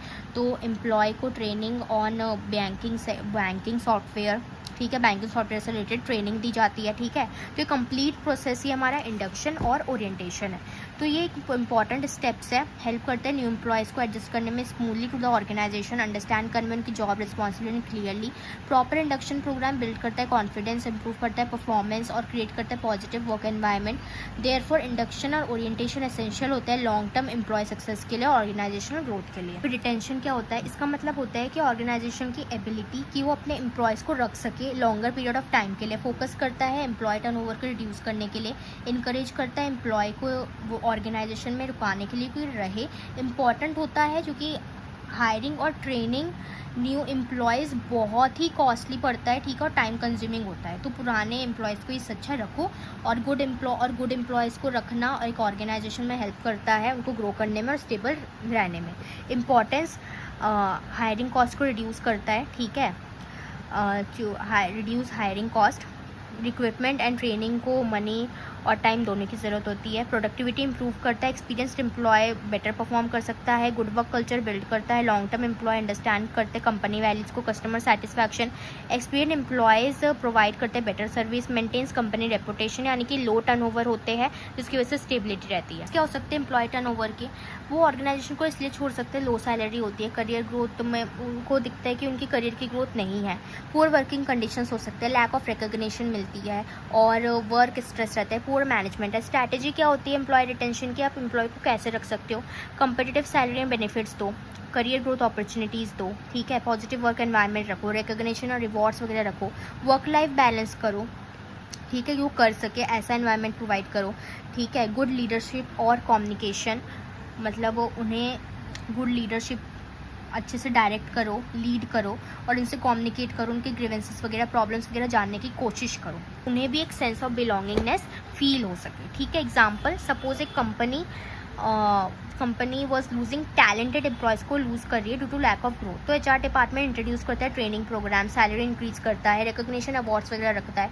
तो इस चेंजेस के बाद में एम्प्लॉय सेटिस्फैक्शन इंप्रूव होता है, टर्नओवर रिड्यूस होता है सिग्निफिकेंटली। ने क्या देखा कि इंपॉर्टेंट फंक्शन होता है एचआरएम का, हेल्प करता है ऑर्गेनाइजेशन को मेंटेन करने में, एक्सपीरियंस्ड एम्प्लॉयज़ को और रिड्यूस करता है कॉस्ट को, प्रोडक्टिविटी इंप्रूव करता है, फेयर सैलरी प्रोवाइड करता है, growth opportunities, good work culture recognition, organisation retain कर सकते हैं टैलेंटेड एम्प्लॉयज़ को ज़्यादा लंबे समय तक, therefore effective retention strategy contribute करता है लॉन्ग टर्म सक्सेस को और स्टेबिलिटी ऑफ द ऑर्गेनाइजेशन को। यूनिट 1 एंड यूनिट 2 ख़त्म हो गया है।